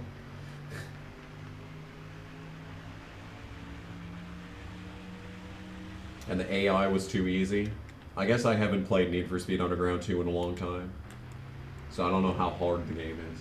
The most I've played it would be that clip of me playing the demo in Burnout 3 playthrough. That's like the first time I've played that game, like, since the 2010s. That's not really saying much. Since before I graduated high school, there we go. When Truex retires, who will be my favorite Cup driver? I said for years it would be Ryan Blaney. And it would have been. Had it not been for the man, the myth, the god himself, Chase Briscoe, my king. Everything he does, it feels like he does it specifically for me. I worship the ground that man walks, the ground upon which that man puts his feet. Chase Briscoe is amazing. Now, if Chandler Smith gets to the Cup Series, he will probably give him for a run for his money. But, as far as right now, it's Briscoe. Also, Need for Speed Most Wanted 2005 is just objectively the best Need for Speed game in every capacity.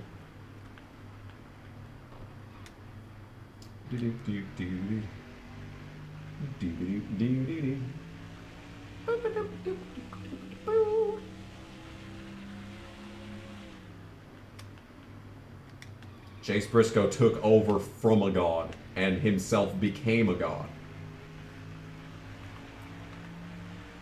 It's just the natural cycle, dude. The natural fucking cycle. You missed 2013 to 2019.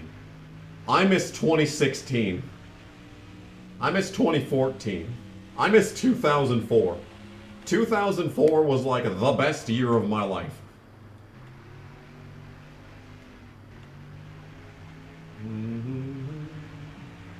This game is a master of pissing me off so fucking much. I only needed 3 points there. 5. That's a new KG appreciator. Thank you. Give me 5. 3PLC the animal. I don't know how I'm going to refer to you. You're gonna give me. Everyone gets their pet names in the chat, but I don't know what to give to you. But thank you for becoming a member. Please remind me to put your name in the description of videos, because I will forget. Just ask any other channel member. Every year before 2020. Every year before 2018, except for 2015, for me. And 8th grade. Whatever year 8th grade was, that would have been 2010. Yeah, fuck 2010. Oh, Fittipaldi! I just had to accelerate in the turn to make the car turn to avoid Fittipaldi. That is just what happened.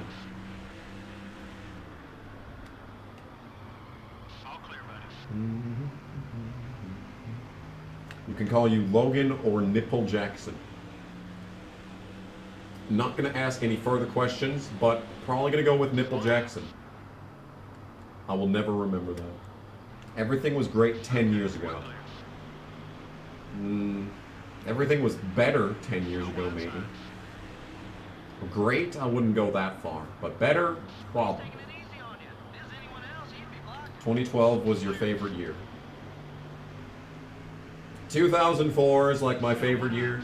And 2014 is like my second favorite year.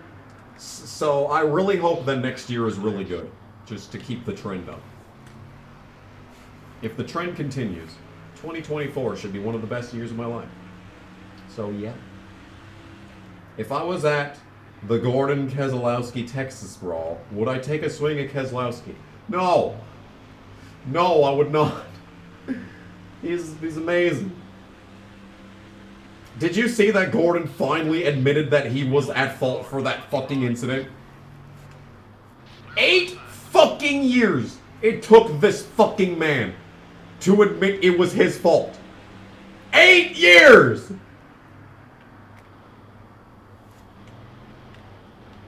Why not 2023? Because it's 2004, 2014. I mean, 2023, it can be the best. If 2023 is the best year of my life, good. I'm glad for that. But it would just make more sense if it was 2024. Are you seeing what I'm saying? I would have took a swing at Harvick. Yeah. I didn't even hate Harvick that much back then. I really cooled off the Harvick hatred by 2014. Then 2015 happened, and it was never the same again. And so it was that I never liked Harvick in any capacity. Ever again. Exactly, yeah. There's no way Gordon could have been at fault. He's Jeff Gordon. Everything he does is perfect. Did you know that if there was no chase, Jeff Gordon would have 7 championships? It's crazy! I still think the chase sucks, though, regardless of that. You see, the thing is that I despise Jeff Gordon, and I think most Jeff Gordon fans are the most insufferable people on the internet. However, even though it would give Gordon an additional 3 championships, and the funniest thing ever is seeing Gordon fans uncontrollably fucking awkward and incensed about the fact that Gordon only has 4 championships while Johnson has 7. Even though it's funny to laugh at the Gordon fans because of that, I still wish that the chase didn't exist. Even if it meant Gordon got more championships, I would much rather have a champion be legitimate than whatever the fuck they're doing in 2023.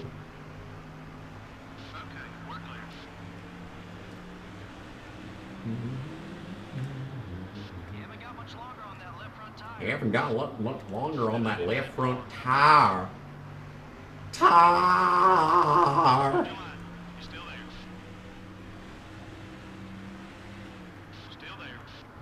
If there was no chase, Logano would have 0 championships. I don't know what you're talking about.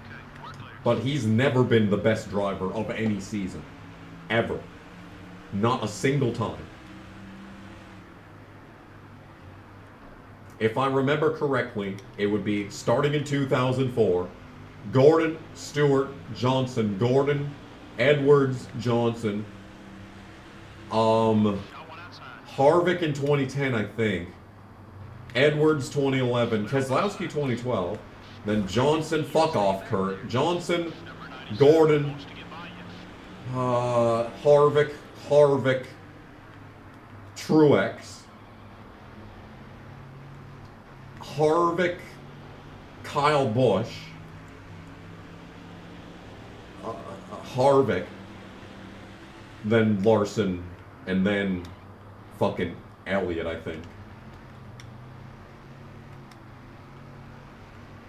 I think I got all those right.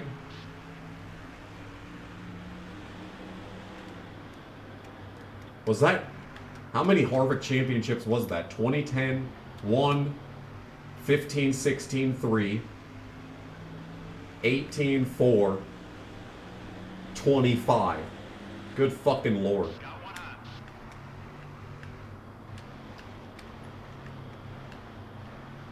Oh, the original 2004 chase format. No.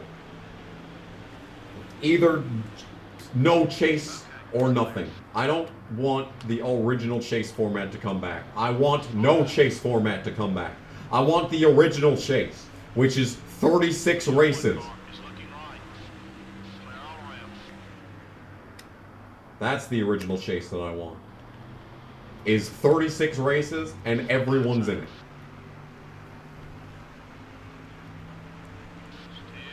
Mark Martin would have been a 4-time champion without the chase format. No, he wouldn't have. Under no championship format that has ever happened in the history of the Cup Series, I believe, Mark Martin has 0 championships in all of them. Because literally every season that he had a good run, there was one motherfucker every single time that was just slightly better. In some cases, a full race better. Like whatever the fuck 1998 was supposed to be, and that pure fucking unadulterated cancer. And other times it's like 2002. Where Stewart was just a fucking inch better. And then other times it's like 1990, where Mark was the best driver all season, but NASCAR had a certain fucking someone had them in their fucking back fucking pocket.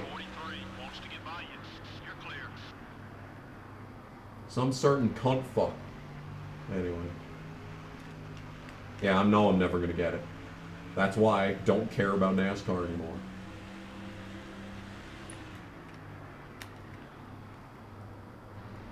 World of Outlaws implemented a chase.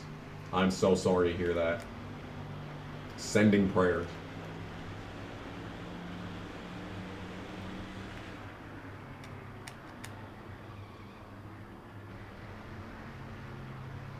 Got one outside.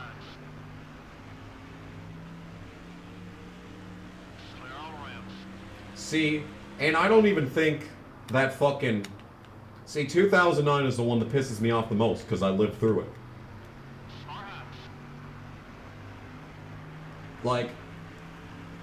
Hold your line. He's still there. Still there. See, he won New Hampshire, and I didn't like watch that race in full, so I don't even know how it played out. But all I know is he won New Hampshire, and the next week they went to fucking Dover. Mark Martin's noted best track. But once again, the one fucking driver in the entire field that was better than him just happened to be Jimmy Johnson. And Jimmy Johnson just so happens to have the most wins at fucking Dover of all time. Of course. But like, even though I should not have lost hope after the Dover race, I remember watching that. I was at my uncle's house. The same uncle that I went to visit in Arizona. Coincidentally. I was at his house. I don't know what we were doing, but I was there. And I watched that race end in full, like the last 50 laps of that race. And I was like, man, he's still the points leader, but fuck, dude, I don't have a good feeling about this at all. And lo and behold, I was fucking right. Oh my god, the dog leg is shit. Why does this shit exist? Like, seriously, why? I hate this fucking track. Did I know Slap Shoes as a Mark Martin fan? Why? Why? What the fuck was that? Looks like we're pitting!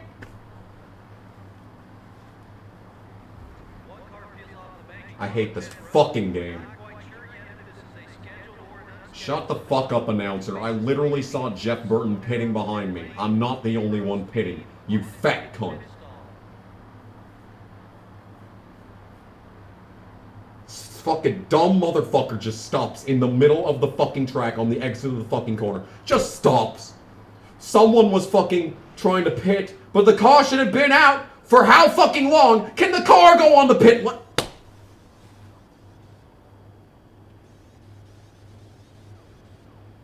I hate this game. I hate it. I hate this game. This game makes me...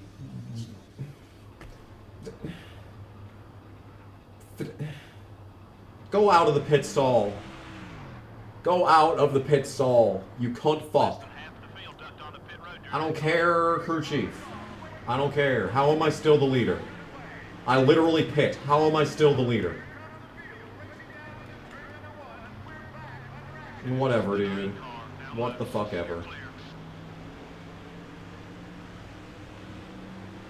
The fucking announcer said that one car peels off. I don't know if there's a schedule or not. And I literally come back out as the leader. This game sucks. I don't think I can make it on fuel either, by the way. Just a fucking heads up. A 14.3 stop. Well, I mean, fuck. At least the pit crew showed up. Too bad the fucking car was half destroyed and we had to sit there for another 10 hours. I hate this fucking game. I hate it. And now I have another logo rival, and I'm pretty sure Biffle was an 80 fucking 2. Pretty sure that's what I saw. So he's gonna be a logo rival next week, so I gotta watch out for his cunt ass for that race too. I wish I was dead. Still beside you. I wish someone would fucking fill up a bathtub, Clear all around. fucking slit my throat, throw me into the bathtub, put a brick on top of my head, keep my face under the water. Shut the fuck up, Marlon. Go faster if you don't want me to run into you, you cunt ass. And then, I wish that someone would throw a plugged-in toaster into that bathtub. And then, I want them to set the building that I'm in on fire. And then, I want them to go to the Pentagon and say that there's oil at this house that's on fire. So the army comes in and fucking blows this shit up. And then I want a fucking meteor to redirect its course directly for Earth and crash into Earth, wiping all of humanity, any trace of humanity's existence. And then I want the sun to hit its singularity and explode into a neutron star, wiping out the entire solar system and all traces of any existence in this part of the galaxy. And then I want the universe to fizzle out in heat death 42 car is outside. from overexpansion. Someone's texting me. No, that's not a text. My fucking phone vibrates after every notification now. My old phone would only vibrate from texts or Instagram DMs back in the day, and now it vibrates for fucking everything, so it's anyone's guess what this shit is. And then I want the universe to implode on itself and the Big Bang to happen a second time and wipe out any trace of the existence of the previous universe. And then I want everything in this new universe to happen the exact same way that it has over the course of its existence. And then someday, billions of years from now, trillions of years from now, All clear, buddy. some loser named Kamikaze Games is playing a game called NASCAR Thunder 2004, and someone just stops in front of him for no fucking reason, destroying the front end of his car for no fucking reason. Emphasis on the for no fucking reason part. And I want him to want someone to slit his throat, tie him up and throw him in a bathtub, put a brick on the back of his head so it keeps his face under the water, and then plug in a toaster and toss that into the bathtub, whilst setting the building on fire, and calling the government to say that there's oil underneath the house, so they come in and bomb the place as well. And then another meteor conveniently redirects its course directly for that planet, which may or may not also be called Earth, and strikes into that, causing the entire face of whatever civilization exists in this theoretical future universe to be wiped out from existence. And then, after that, I just want to fucking die and live and live the next life peacefully as a ghost. And then I'm gonna haunt the people that made this game. How am I so slow, by the way? Why is Stuart and Mark faster than me? This is bullshit.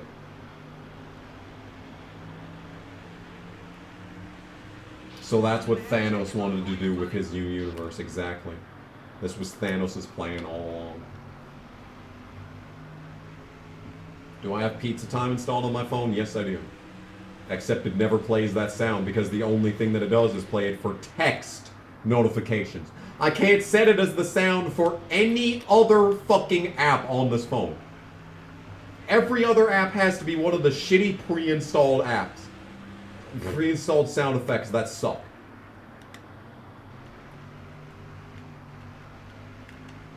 So I never even hear Pizza Time anymore. It's always this weird bongo sound that I have for Outlook.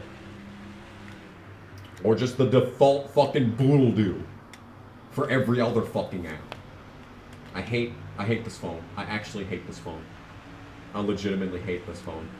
Just 2 seconds back now, 2 seconds.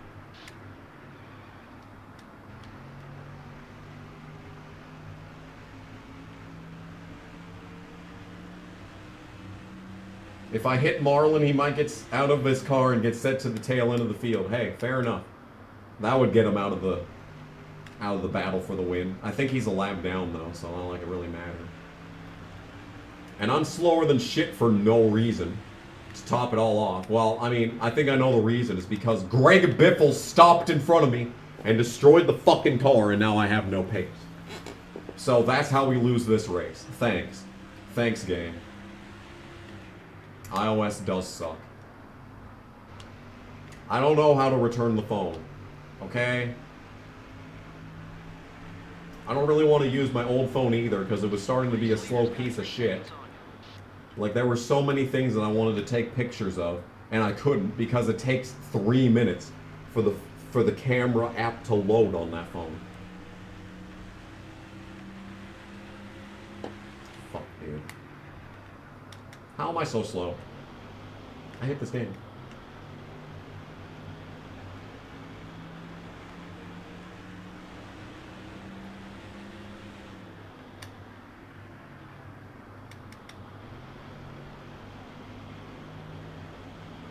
He might get ahead and try to repair the car under a red flag. The 22 car, number 22, wants to get by you. No, he doesn't. Yeah, there he is. This rat bastard.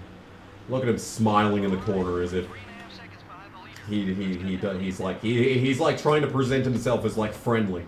But you know behind those sunglasses there is a evil demon waiting to come out at any moment and just block your shit off the track for no reason.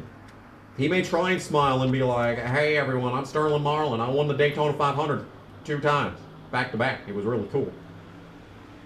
Like, no, Marlin. No.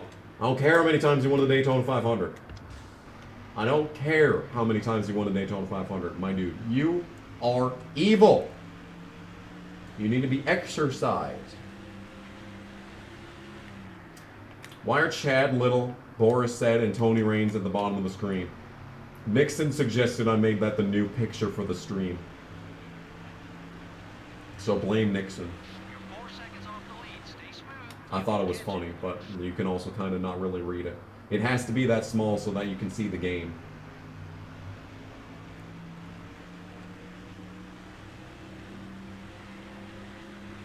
Do, do, do, do, do, do, do.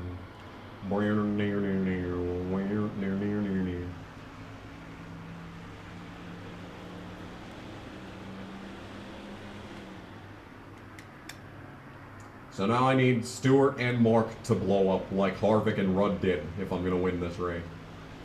And I hope that doesn't happen because technically the top 2 drivers in the chase, the game isn't even aware of the fact that the chase exists.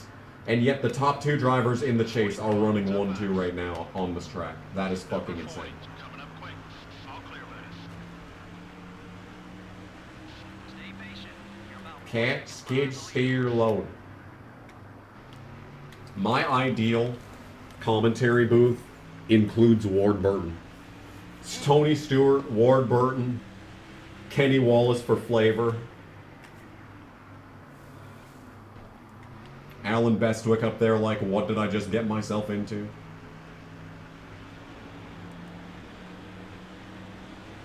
Have any shit tech employees received their W-2s yet? Funny you think that shit tech would send out W-2s. Funny you think that shit tech would abide by American tax laws. You know, I finally did get my W-2 from work and the one from fucking Google.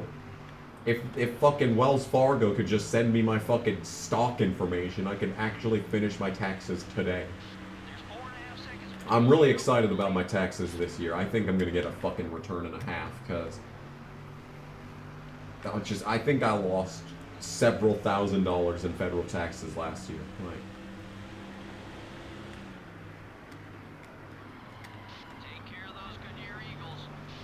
take care of your resume, crew chief, because you're gonna need it in a while. Help put Jeff Gordon in the wall for good measure. Brilliant, brilliant. Why didn't Alan Bestwick go to NBC? Because he was under contract with ESPN, and then ESPN decided to not pick back up the Indy 500. So Bestwick left there, and then he went to CBS, so he could do SRX, which I don't even think. Or is he even under contract with CBS, or was he doing it? Was he under contract with SRX for that? I don't actually fucking know. That's what I get for banking with Wells Fargo. Look, my dude, it is North Dakota. When I was born, like, there were 3 banks in Bowman, North Dakota. 3. And my parents did business with all of them, actually. We did our loans through the one that I don't remember the name of. Then Dakota Western Bank, we did our businesses, like the business ventures of my parents, which you would be surprised at how many there are. And then, turn the car, please. And then we did our, like, savings account through Wells Fargo. Savings and debit. And I was just like, okay, I guess I'll continue banking with Wells Fargo.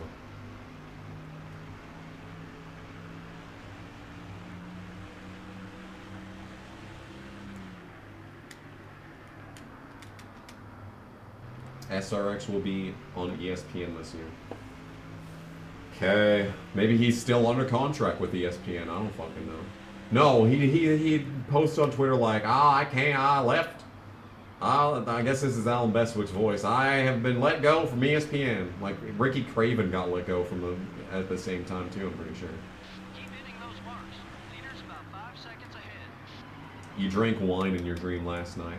Last time I dreamed that Steve Luvender's Random Fantasy Racing was put behind a paywall, and you had to pay $29 to play Random Fantasy Racing.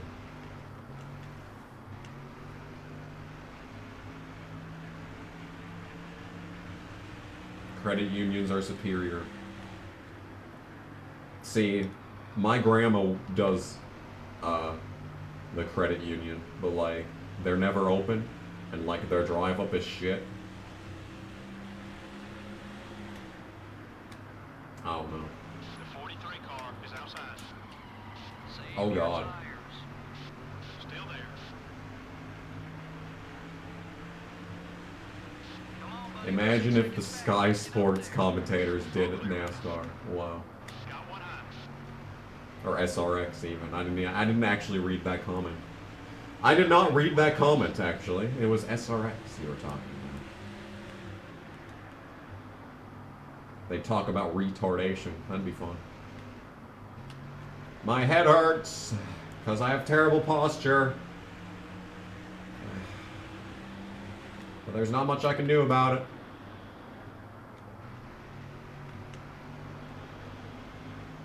Why am I playing this? Because I wanted to create the ultimate, definitive NASCAR Thunder 2004 playthrough. Everyone plays this game on their channel. They do 10% race length careers. And they're just like, oh man, I won a championship. Alright, guess we're done. No. I wanted to make the definitive NASCAR Thunder 2004 playthrough.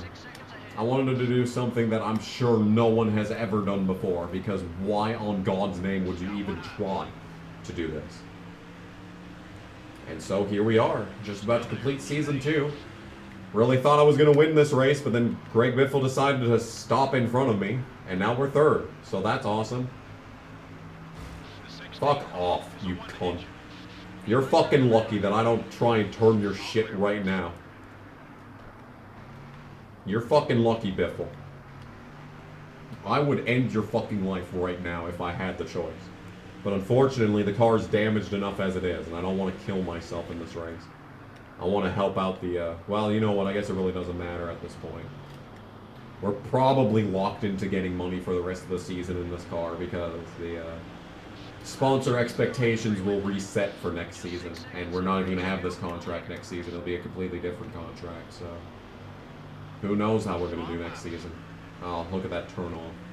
Just turn underneath them on the exit of the corner. That's just beautiful. Just passing is an art.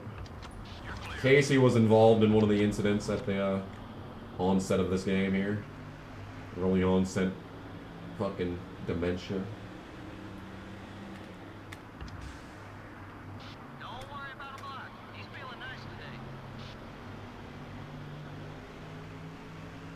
This race is pain. Most of the pain is my headache. I'm sure that has a lot to do with how impatient I've been over the course of this race. I definitely should not have wrecked on several occasions, but like, I'm just kind of in a brain fog right now. Come on, buddy, we're 6 seconds back. Let's get up. I know we're 6 seconds back, crew chief. There's not a whole lot I can do about that though, cause the car is broken and shitty. How do you get to do the Steve Luvender NASCAR fantasy thing? See, the LA Coliseum fucking whatever the fuck you want to call it, Clash? The Clash, Steve Luvender should be coming out soon. When I click the button, it'll automatically tweet out a thing saying, my Steve Luvender random fantasy pick of the Clash is number whatever the fuck the number I get it. And then there's a link on that tweet. What you should do is you should click that link. In fact, you should bookmark that link. And use it every week when you do random fantasy racing. That link specifically. No one else's link. Only my link. And then when you press the big button on there, you just have to agree to give Steve Luvender control of your Twitter account. And then you're good to go, basically. Jimmy Johnson is right in front of me. He is P4. This is P4 on the track right there. Talk like John Fetterman. Eagles! Wonder what John Fetterman thinks about the Super Bowl.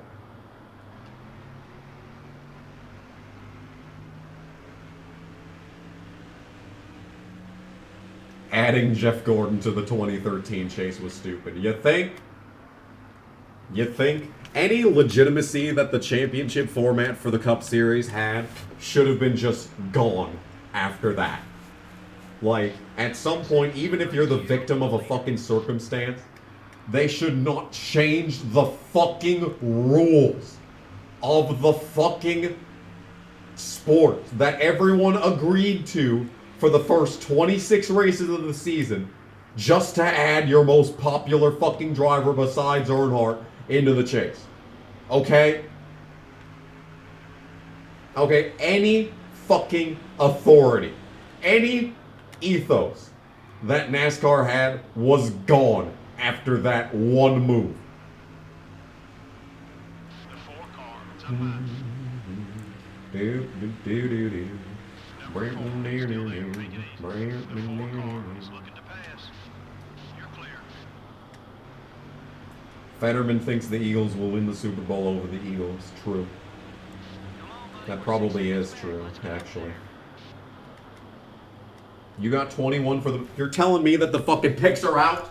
I've been looking all morning for this to turn on.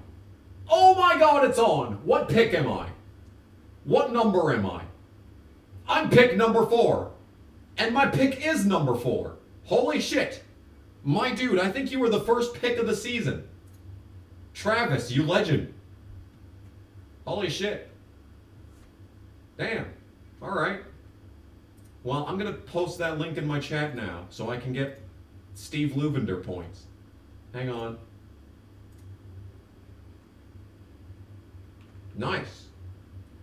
Fucking nice. Good shit, Travis. Oh my god, this shit won't load. Load faster. I have a stream to do. Okay, you know what? Halftime break. Halftime break, actually, is what we're doing. This is the halftime break. We're gonna wait for this shit to load so I can post it in the chat, because I can't post it on fucking Streamlabs, because that'd be too fucking easy.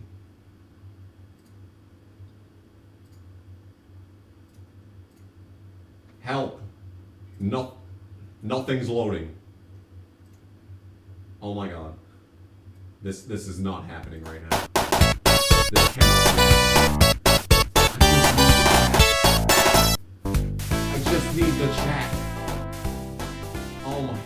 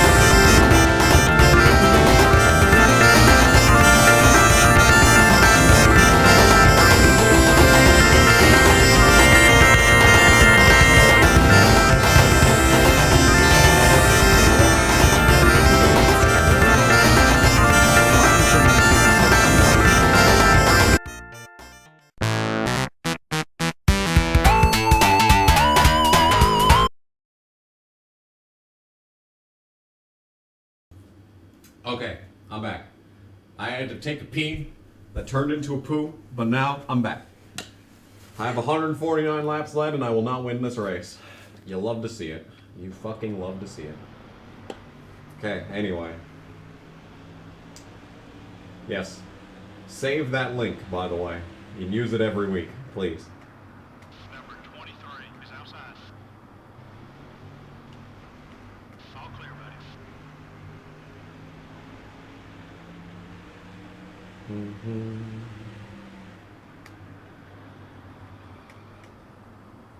Oh my god, the music. Okay,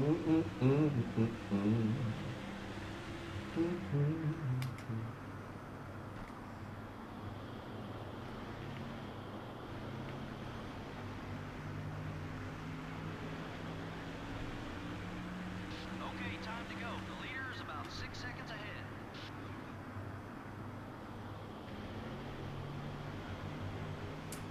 So.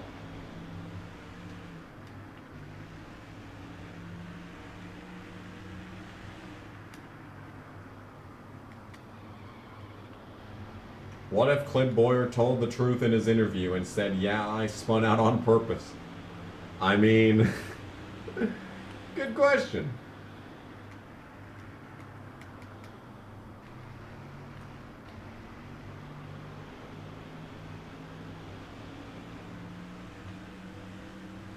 You know, I wish I could play the stream louder. I do. I wish I could make my voice louder, but it's just not possible for some fucking reason.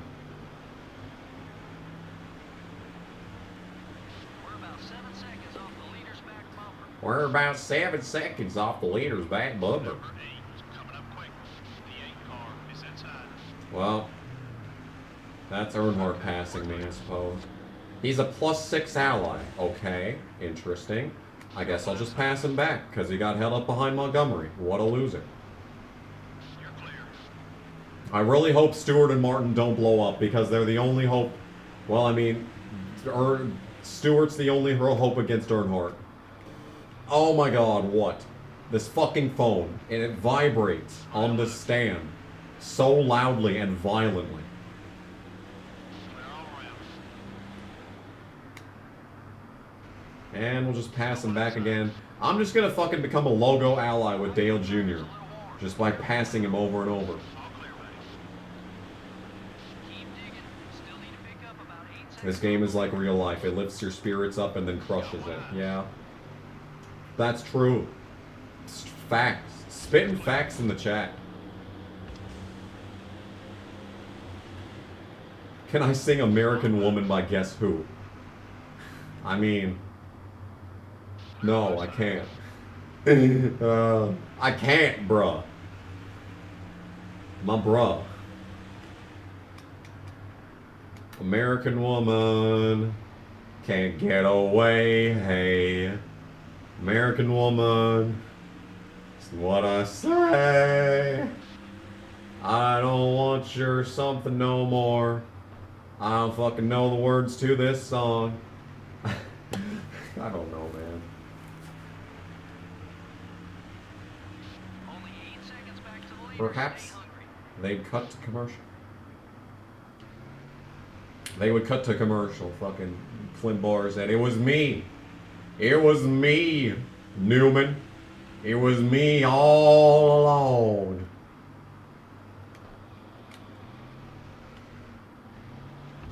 Joe Nemechek, 18 ally. Look at this guy. Look at this dude right here. What's the point of a death certificate if you're never going to see it? That's a good point.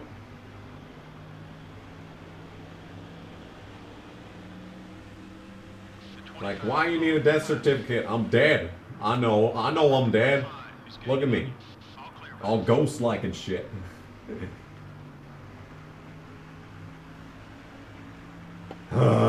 This game is misery Seconds off the lead. on a silver fucking platter. And I'm still pretty sure I can't make it on fuel, so, you know, that just tops it all off, really. Wow! $2. Thank you for the $2. Hi, it's me, I'm the problem. The 31 car is outside. He's the problem, apparently. Is this like those motivational fucking posters that you see in the school? Like, here's the one person in control of your future. And it's just a fucking mirror. It's like, fuck off, bitch. It's up high. The one person in control of my future is whoever signs my paycheck.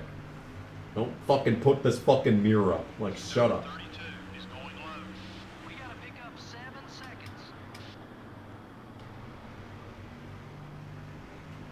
Turn the car. Okay.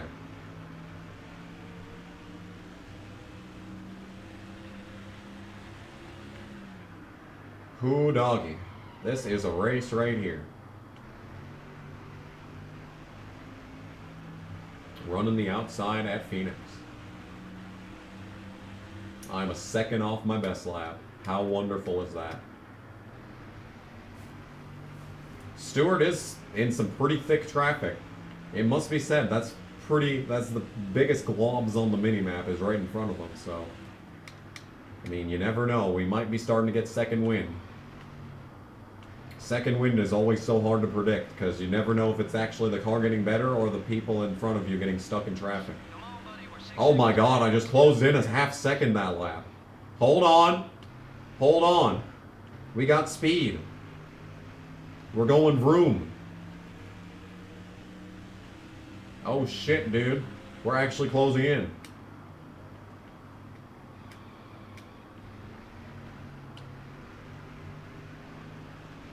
Everyone says the new Puss in Boots movie is amazing, and I just sit back like, there's no chance.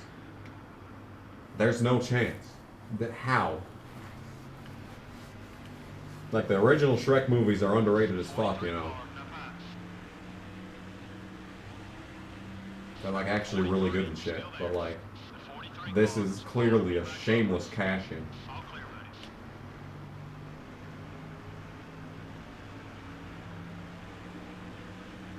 We're just 4.5 seconds off the lead. Be patient. 4.6. I'm gaining a second a lap. What is Stewart doing up there? Is he jacking off in the car? Too busy to pay attention to hit his marks, dude. He's making marks inside the car instead of hitting his marks outside the car. Stewart, what are you doing, my dude? Clear. Get out of here, Mark. Or we could draft with Mark. He hates me. I feel like Mark Martin actually would hate me if he met me. I don't know why. I just feel like that would happen. Number 02 is outside. That'd be my luck. Hi, Mark. I worshipped you for the first 20 years of my life. Okay. All clear, buddy. Sounds good. Did you want me to sign something?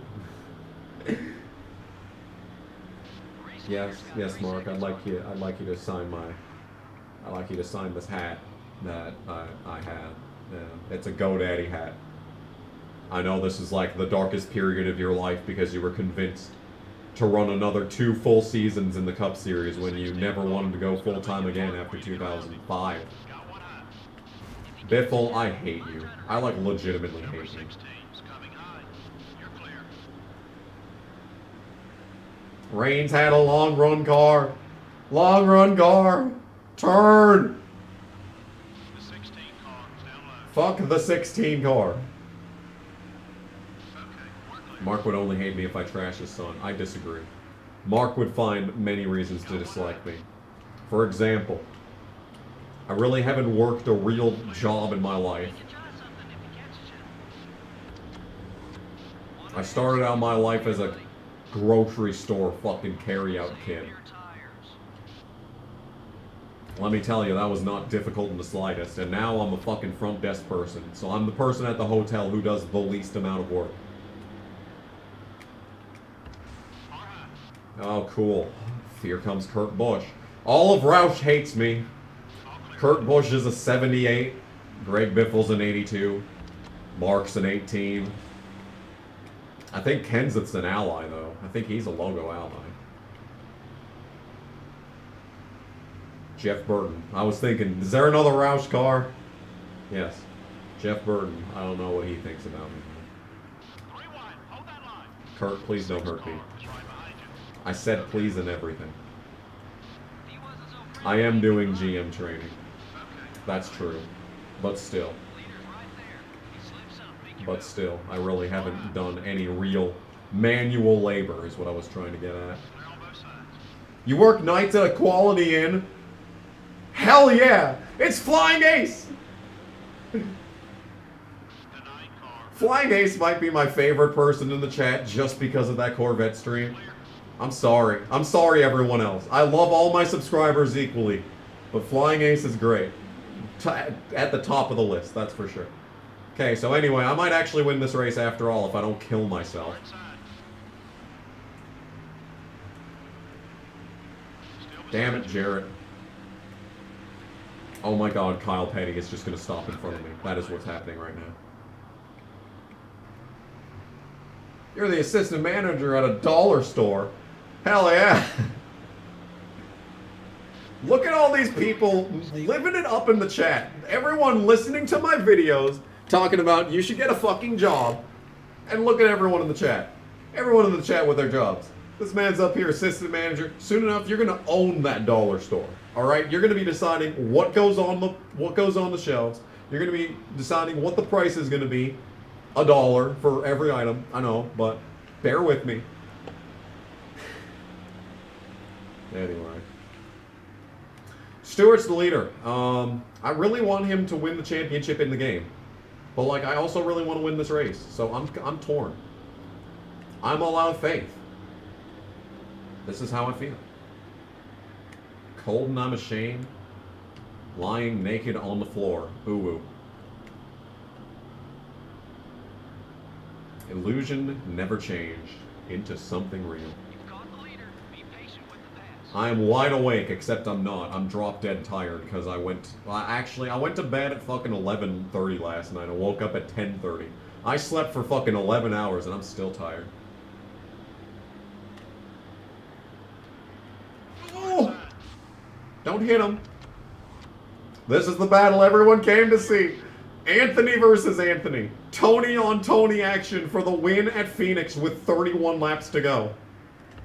Mark Martin in the background, actually closing in. Concerningly fast, Mark Martin is closing in. I still don't think I'm going to win this race. Oh, you work at a Dollar General? Sick. I've heard they suck to work for. Like, you get paid basically nothing, your hours are shit. And, like, you get no assistance from, like, corporate. But hey, someday you will own that Dollar General. And maybe another day you'll be able to build your own Dollar General right next door to the last Dollar General being built. Because Dollar General has stores every fucking where. There are 2 Dollar Generals in this town. Bruh. This town of like 10,000 people. 2 Dollar Generals. Who's going to them? Why are there 2 Dollar Generals in this fucking town? Who's going to them?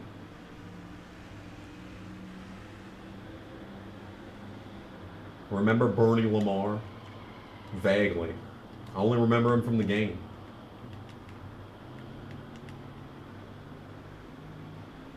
Yeah, I should give like motivational speeches. I feel like I've got the verbosity for it.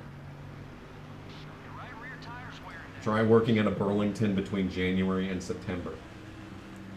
Is that boring? Does no one go to Burlington for like Valentine's Day gifts?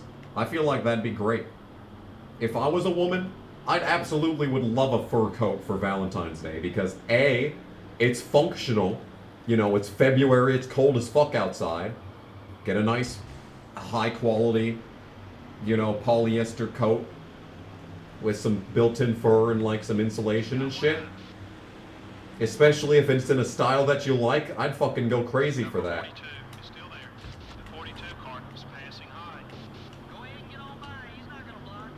I can't believe they built a Dollar General in fucking Bowman, North Dakota. Next, they're gonna build one in Amadon. You're just gonna drive through Amadon one day, right? You got the fucking abandoned buildings left and right. The brand new fucking courthouse that used to be a historical landmark, but they tore it down and rebuilt it. And then you'll just have a fucking Dollar General right next door. Be like, okay. It'll be playing fucking, you know, late 80s, easy listening music. Peter Gabriel's gonna be playing on the speakers in this empty, vacant Dollar General in Amadon, North Dakota. I can't believe they built one in fucking Belfield. I believe that more than I believe the one in Bowman, but like, fuck, dude.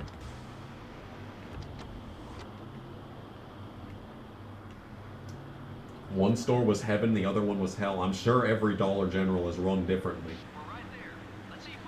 With varying levels of competence.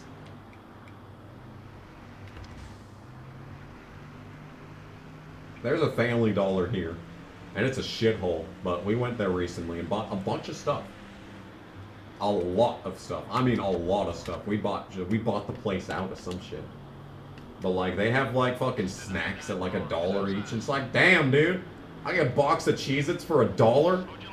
It's gonna be more often. Hey, there's Jeff Burton. He doesn't hate me, nor like me.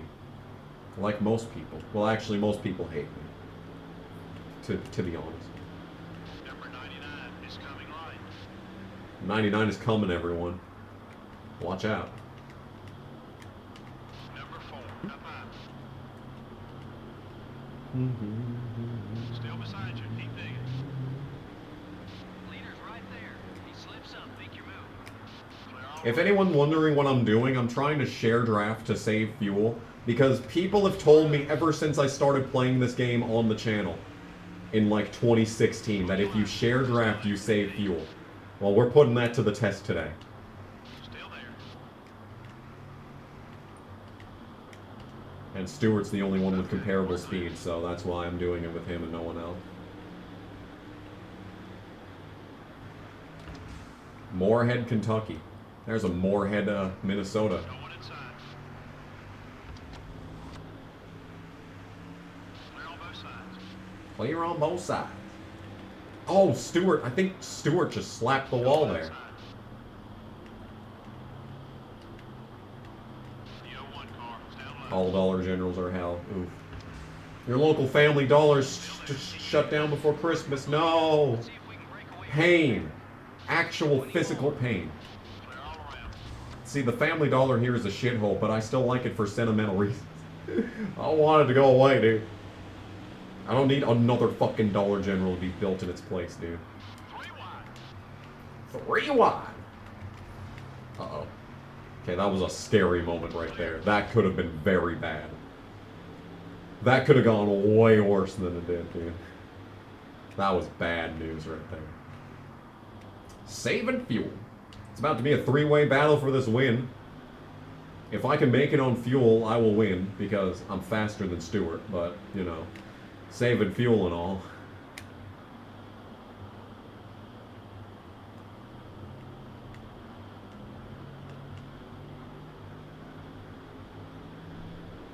Leader's right in front of you. He is. Damn, I had no idea. This is why we pay the crew chief as much as we do.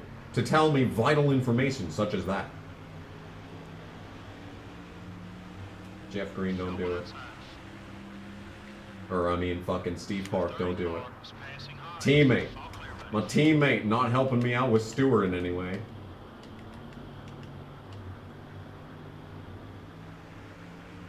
You two have been working well together lately. Dawn. You mean like the dish soap? Be careful. They named the town after a dish soap? Damn. Don't worry about a block. He's feeling nice today. The store manager was fast track up the ranks. See, that's garbage. I hate that. I hate it. Please get around Schrader. Or don't get around Schrader. Not getting around Schrader is also an option. Caught the leader. Be patient with the pass. Still beside you. Oh, there's Fittipaldi. He is fit to finish dead last every week. Clear.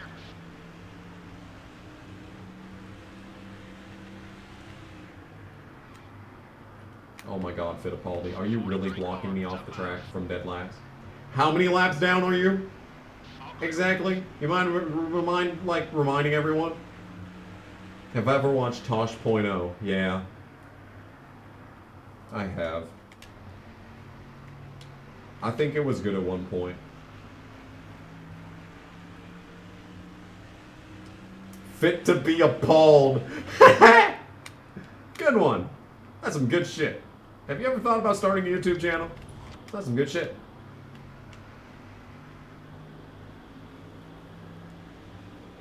We're right there. Let's see if we can lead this thing. Let's see if we can lead this thing. I think we can. The question is, can I make it to the end?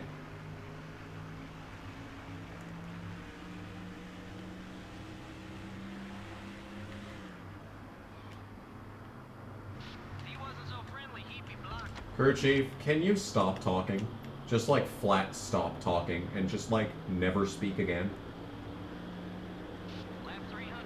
Keep it up. Lap 300. Tonight we dine in Phoenix. Tonight we dine in the Pizza Hut that's built into Phoenix. I don't think it was a Pizza Hut. I think everything had its own branding, like specific to Phoenix International Raceway. Phoenix International Raceway shit, dude. You're in first. The 20 car has got a run on you. Clear all Anyway, we lead. I think I can make it on fuel at this point, so. Hey! Number 22. We're leading the race! We can't lead laps with no fuel. Pit. Okay. Very low fuel. Okay, now I'm starting to get concerned again. Because very low fuel usually means we have 10 laps of fuel left, and I can't help but notice that there are more than 10 laps to go in this race. In fact, there are 11 laps to go in this race.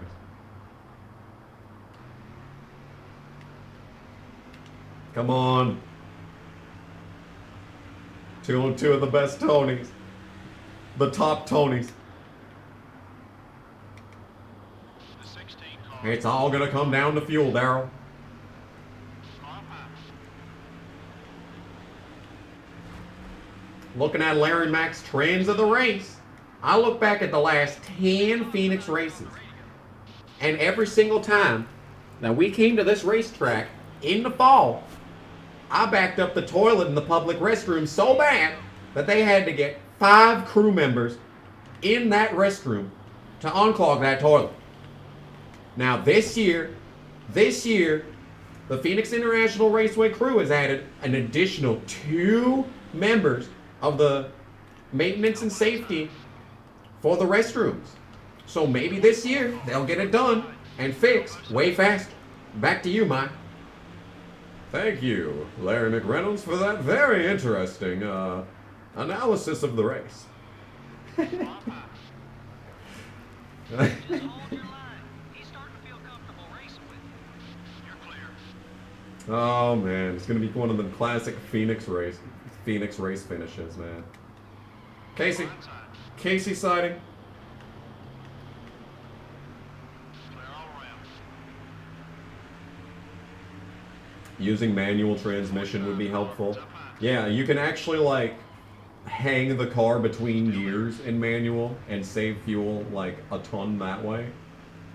But manual is just so difficult with using L2 and R2 as the things, because then I have to move to using my middle finger to press the L2 and R2 buttons and then have my index finger on L1 and R1, and that's just so awkward. It just doesn't work. It just doesn't work. It's the opposite of a Bethesda game. It just doesn't work. 32 car is outside. Number 32 is still there. The 32 car is all over your back bumper. Clear all around. The Cup Series finale should be at my living room. I don't even... You could probably fit 1 car in this apartment. Maybe 2. You could probably fit 2 cars in this apartment.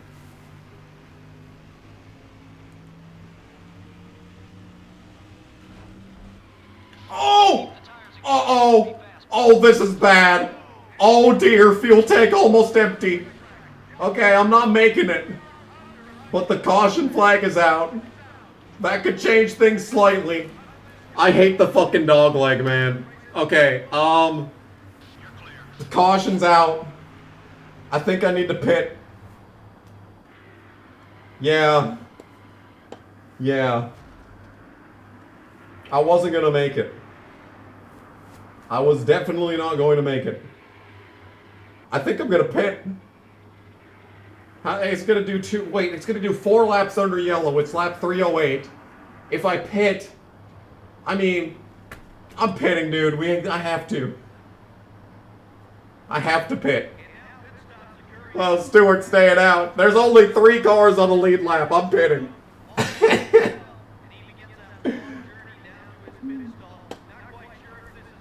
Not choke.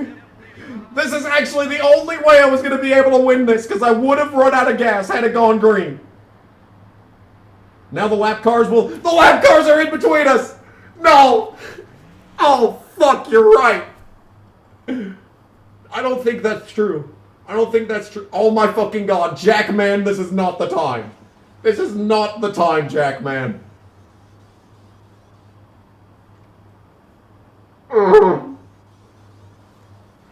I mean, I don't think they line up the lap cars in between you. I think I'm going to restart in third in line. I don't think I'm going to start at the back. Okay. Looks like we were the only Yeah! car during that entire I'm third, bitch! I did not blow it! Suck my dick, chat! Oh, it's a 2-lap shootout. Green, white, checker to finish it off here in Phoenix. Here we go. Oh, dear. Oh, how the fuck are they so fast? What is this shit? No. Come back, bitch. No. No. Oh. Turn car. Yeah. That's right. That's what I think. Hey! We're gonna win! The lap cars are supposed to go at the back, yes. Or I mean, the lap cars are supposed to be in between us. If this is 2003 rules, yes, the lap cars would restart between me and the top two. But this game is too... that must have confused the game too much. Yeah, we won. This one's over. We're first. Awesome job, buddy. I told you we had something for him today. Wow. Oh my god. Oh no, Earnhardt finished 5th. I thought he finished outside the top 10. I didn't see him at first. What does MRN have to say about this? Made it extra exciting for the fans. The Payday Chevrolet is the big winner in this one. And rightfully so. He was fast all race long. That whole team deserves a lot of credit for a great win. The 21 car is starting to find out who doesn't like him on the racetrack.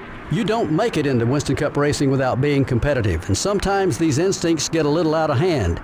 Should be fun to see what happens next.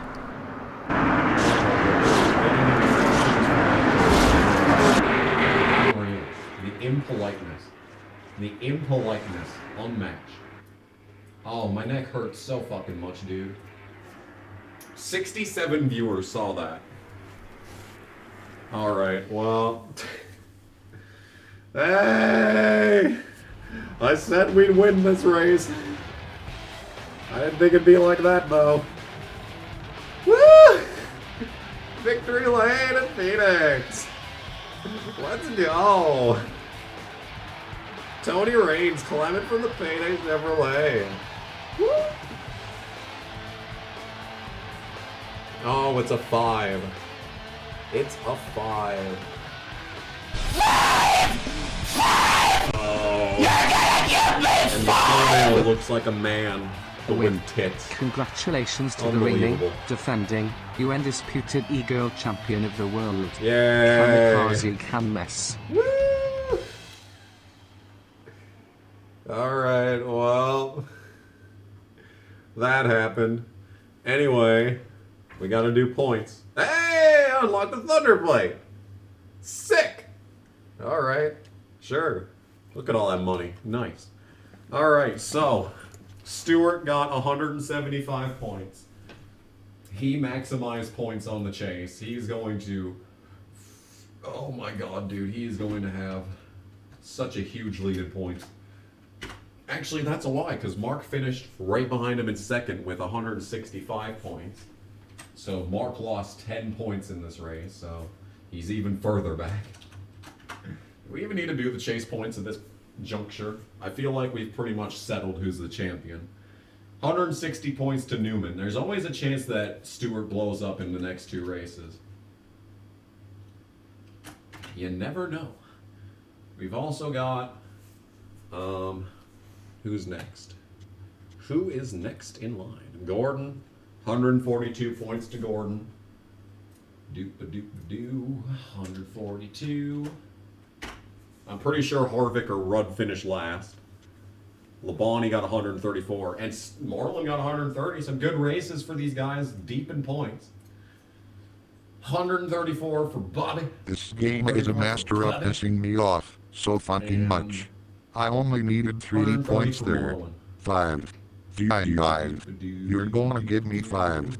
The Angry Irishman is now a KG supporter. Appreciate it. You're gonna give me. Thank you. That's 2 new memberships in this stream. Holy shit. Never thought I'd see the day. 109 points for Kurt Busch. Thank you to the Angry Irishman for your financial support, as Bernie Sanders would say. Okay, at this point, it's just Rudd and Harvick. And as we fall through the field here, Casey finishes 34th. Sad. Yeah, Harvick and Rudd, dead last. Okay, 34 plus 5 is 39. 39 points for Rudd. That's rough for Rudd, but that's good for Ward Burton. Ward Burton's going to catch him in points. That's good. And then Harvick is 42. There we go. Boom. All right. This game is a master of pissing me And off here it so is. fucking Flying much. Ace is I now a only needed KG 3 supporter. points there. So many 5. supporters. Thank You're you gonna all. give me 5. All of your legends. Fucking 5. Legitimately. You're gonna give me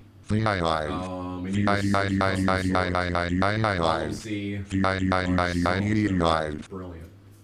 Okay, so we delete those. 1, 2, 3. Blah, blah, blah. That, and then this. This changes to 92. Okay. There we go. Here's the new chase points. That's not right. How the... Oh, because... Yeah. There we go. Okay, now there's the new chase points. Hey! Wow.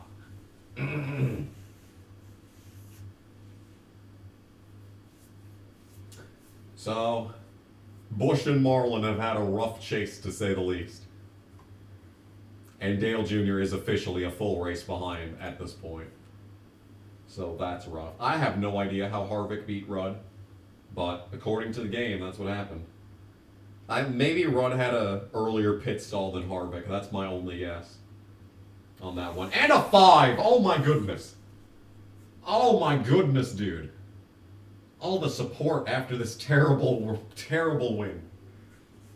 Anyway, we're not going to do tonight because if we get back, we'd be here for the next 4 hours. Fine. So we're not doing that.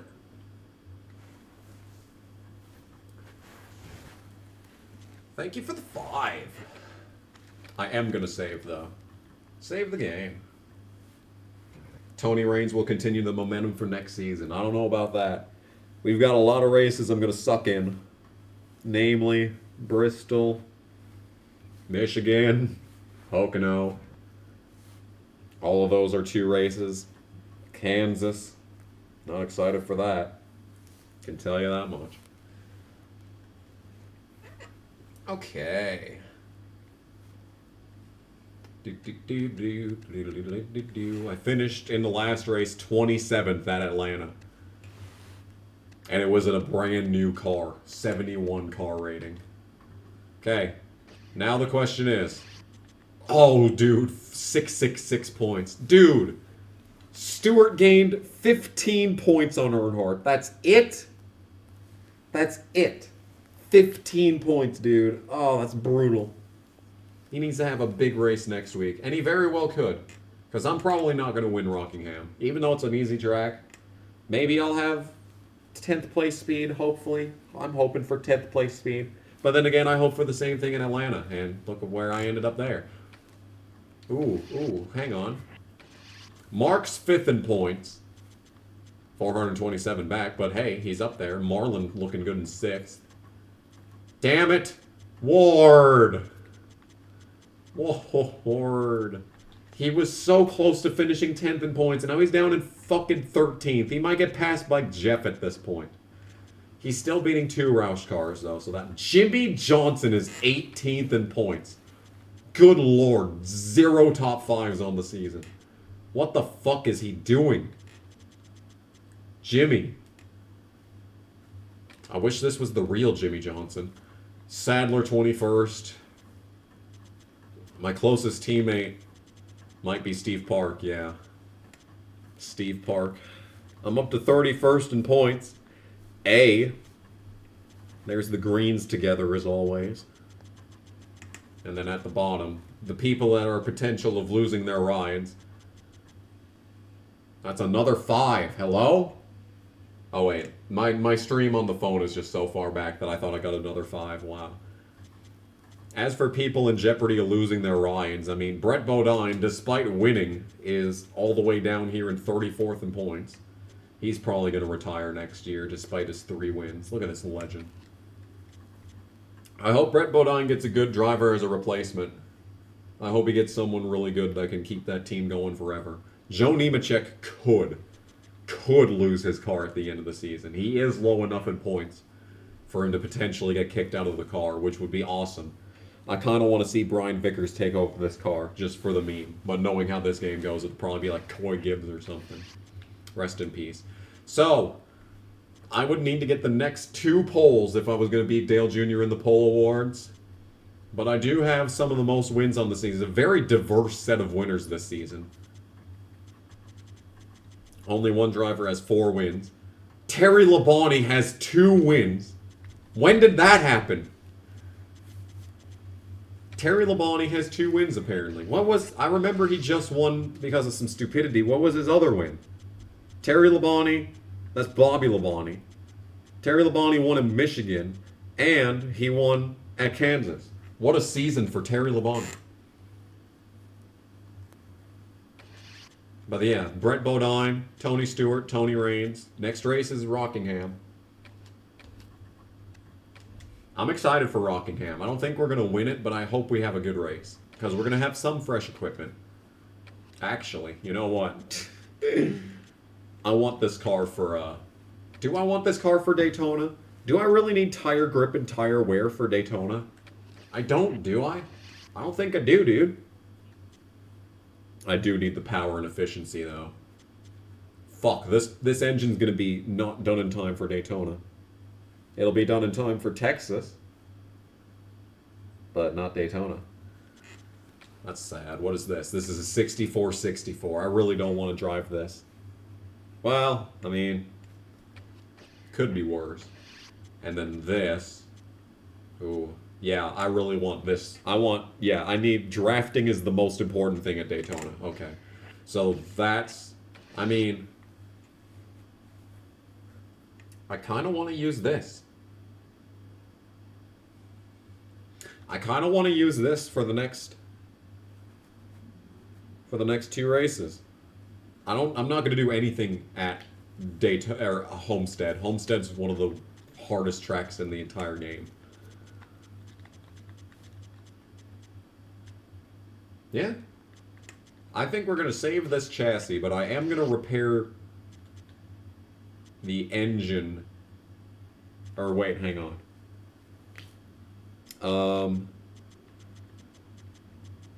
Okay, so I could, so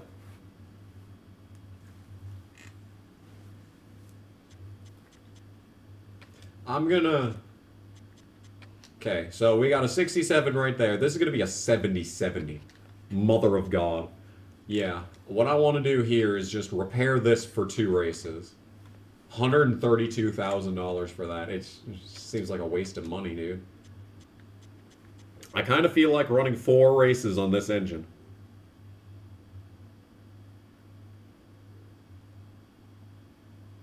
I'll run 4 races on this engine and then get ready to use this new engine at whatever track we're going to use that, which is after Rockingham. I think Atlanta's after Rockingham. Is my overhaul down to 2 races yet? Isn't it always 2 races? I wanted my repair to be down to 1 race.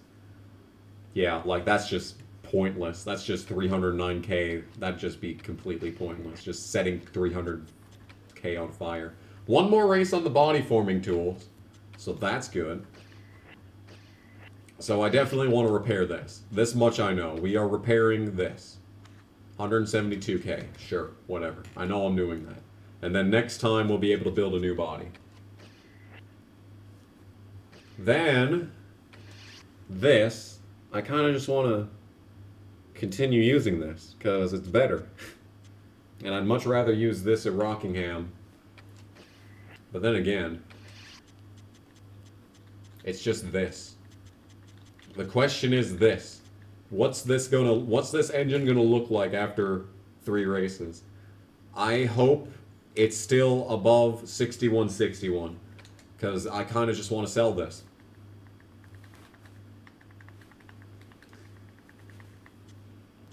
It'd be pointless to repair it, because I'm just gonna sell it after. Because yeah, I'd have it for 1 race fresh, and it would be a 64. I mean, fuck it. Let's just 4 races on this engine. Let's just hope I don't die in any of the next 4 races. 2 races to go on payday. 92 happiness. Prestige 69. Nice. Very nice indeed. They've given me almost $6 million in the 16 races we've been together. Amazing. I'm gonna miss payday if they don't come back, man. This has been some good shit, dude.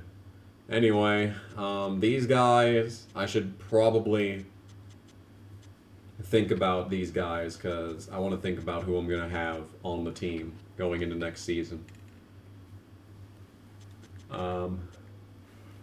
Because if we get rid of this guy, he's still the best guy that I could get, and he's a potential 90, so I want to keep him regardless. Saving the game. Yeah, Payday is really happy that they have me, even though I DNF most of my races. The prestige is high, they will be back. See, I'm pretty sure you have to lose a package sponsor by sucking in the contract in order to lose them for good. Or like, maybe not for good, because I've seen sponsors come back even after they left me, just because, you know, you have to have something. But anyway, next time we go to Rockingham. I like Rockingham. Rockingham's a fun track. I just hope that we don't die, because I need to run the next 4 races on the same engine. Maybe I should have saved that engine just in case I did die at some point. Oh well, it's fine. I need to go lay down because my neck is fucking killing me. Thanks for watching. We'll see you in the next stream. And hopefully, like I say every single time we do these streams, hopefully these will become more frequent. And yeah, I don't know. Anyway, Bernie Sanders. Hello and good evening, YouTube. My name is Bernie Sanders, and I want to personally thank you for tuning in. Someone send a Reed super chat. You're right. J85 just available now. That is a Streamlabs 5, which means I get all 5 of the dollars. Thank you. The Angry Irishman, the Angry Irishmen. There's more than one Angry Irishman. That's awesome. All of them gave me 5. Thank you. Flying Ace became a member. Legend. Angry Irishman became a member. Also a legend. Breaky gave me 5. I'll win. Congratulations to the reigning, defending, undisputed E-Girl champion of the world! I'll do that louder when I don't live at this apartment anymore. Jeremy Isley gave me 2, and then another 2. Another member. It was Nipple Jackson became a member. Legend. Adam Peel gave me 2. Here's a reminder to watch Sonic after the stream. Thank you. I'm going to sign into Netflix literally right now. Netflix.com. Boom. There we go. It's open. Thank you for the reminder. Adam Peel gave me another $4.69. Congratulations on selling 5 more albums than Decker. Exactly. True facts.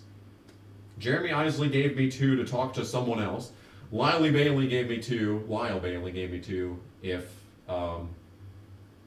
people I don't like would win championships, what would I do? The answer is cry about it on Twitter. Jeremy Isley gave me another 2. Oh my goodness, this man just has $2 bills for days. Adam Peel member message. Who will I hate now that Harvick's retiring? The answer is all talk, no talent. Lyle Bailey with another 2. Lots of 2s tonight. Thanks for that. Thoughts on Applebee's Endless Wings returning? I have never had wings from Applebee's, but maybe I'll consider it someday.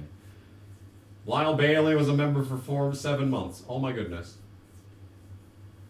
I don't really want to move to somewhere that's cold. I'm already cold. I don't need this shit. JC gave me 5, thank you. Ivan gave me membership money for 12 months. What a legend. NASCAR V8, a vulgar display of power. That was when I thought I was going to win on talent. Oh, how naive I was. JD Land was also a member for 10 months. And Scott McNew, as he always does, started off the stream with the first 5. Scott McNew is like all on top of shit. Like he like has my notifications and like he's like, okay, it's time. $5. I mean, he pulls a $5 out of his wallet and says, sorry, Abe, but I gotta do this. Anyway, yeah. Hello and good evening, YouTube. My name is Bernie Sanders, and I want to personally thank you for tuning in to tonight's stream on the Kamikaze Games channel. But there is a reason that I am here, and yes, I am once again asking for your financial support. The Kamikaze Game streams are made possible by viewers such as yourself, and it is sustained almost entirely through donations. If you would like to, you can super chat in the chat of this stream, or go down to the description and click the link to Streamlabs. And if you do that, you can donate to this stream, and you can make me, Bernie Sanders, very happy. Once again, I want to thank you for joining us for tonight's stream, and hope you have a good time.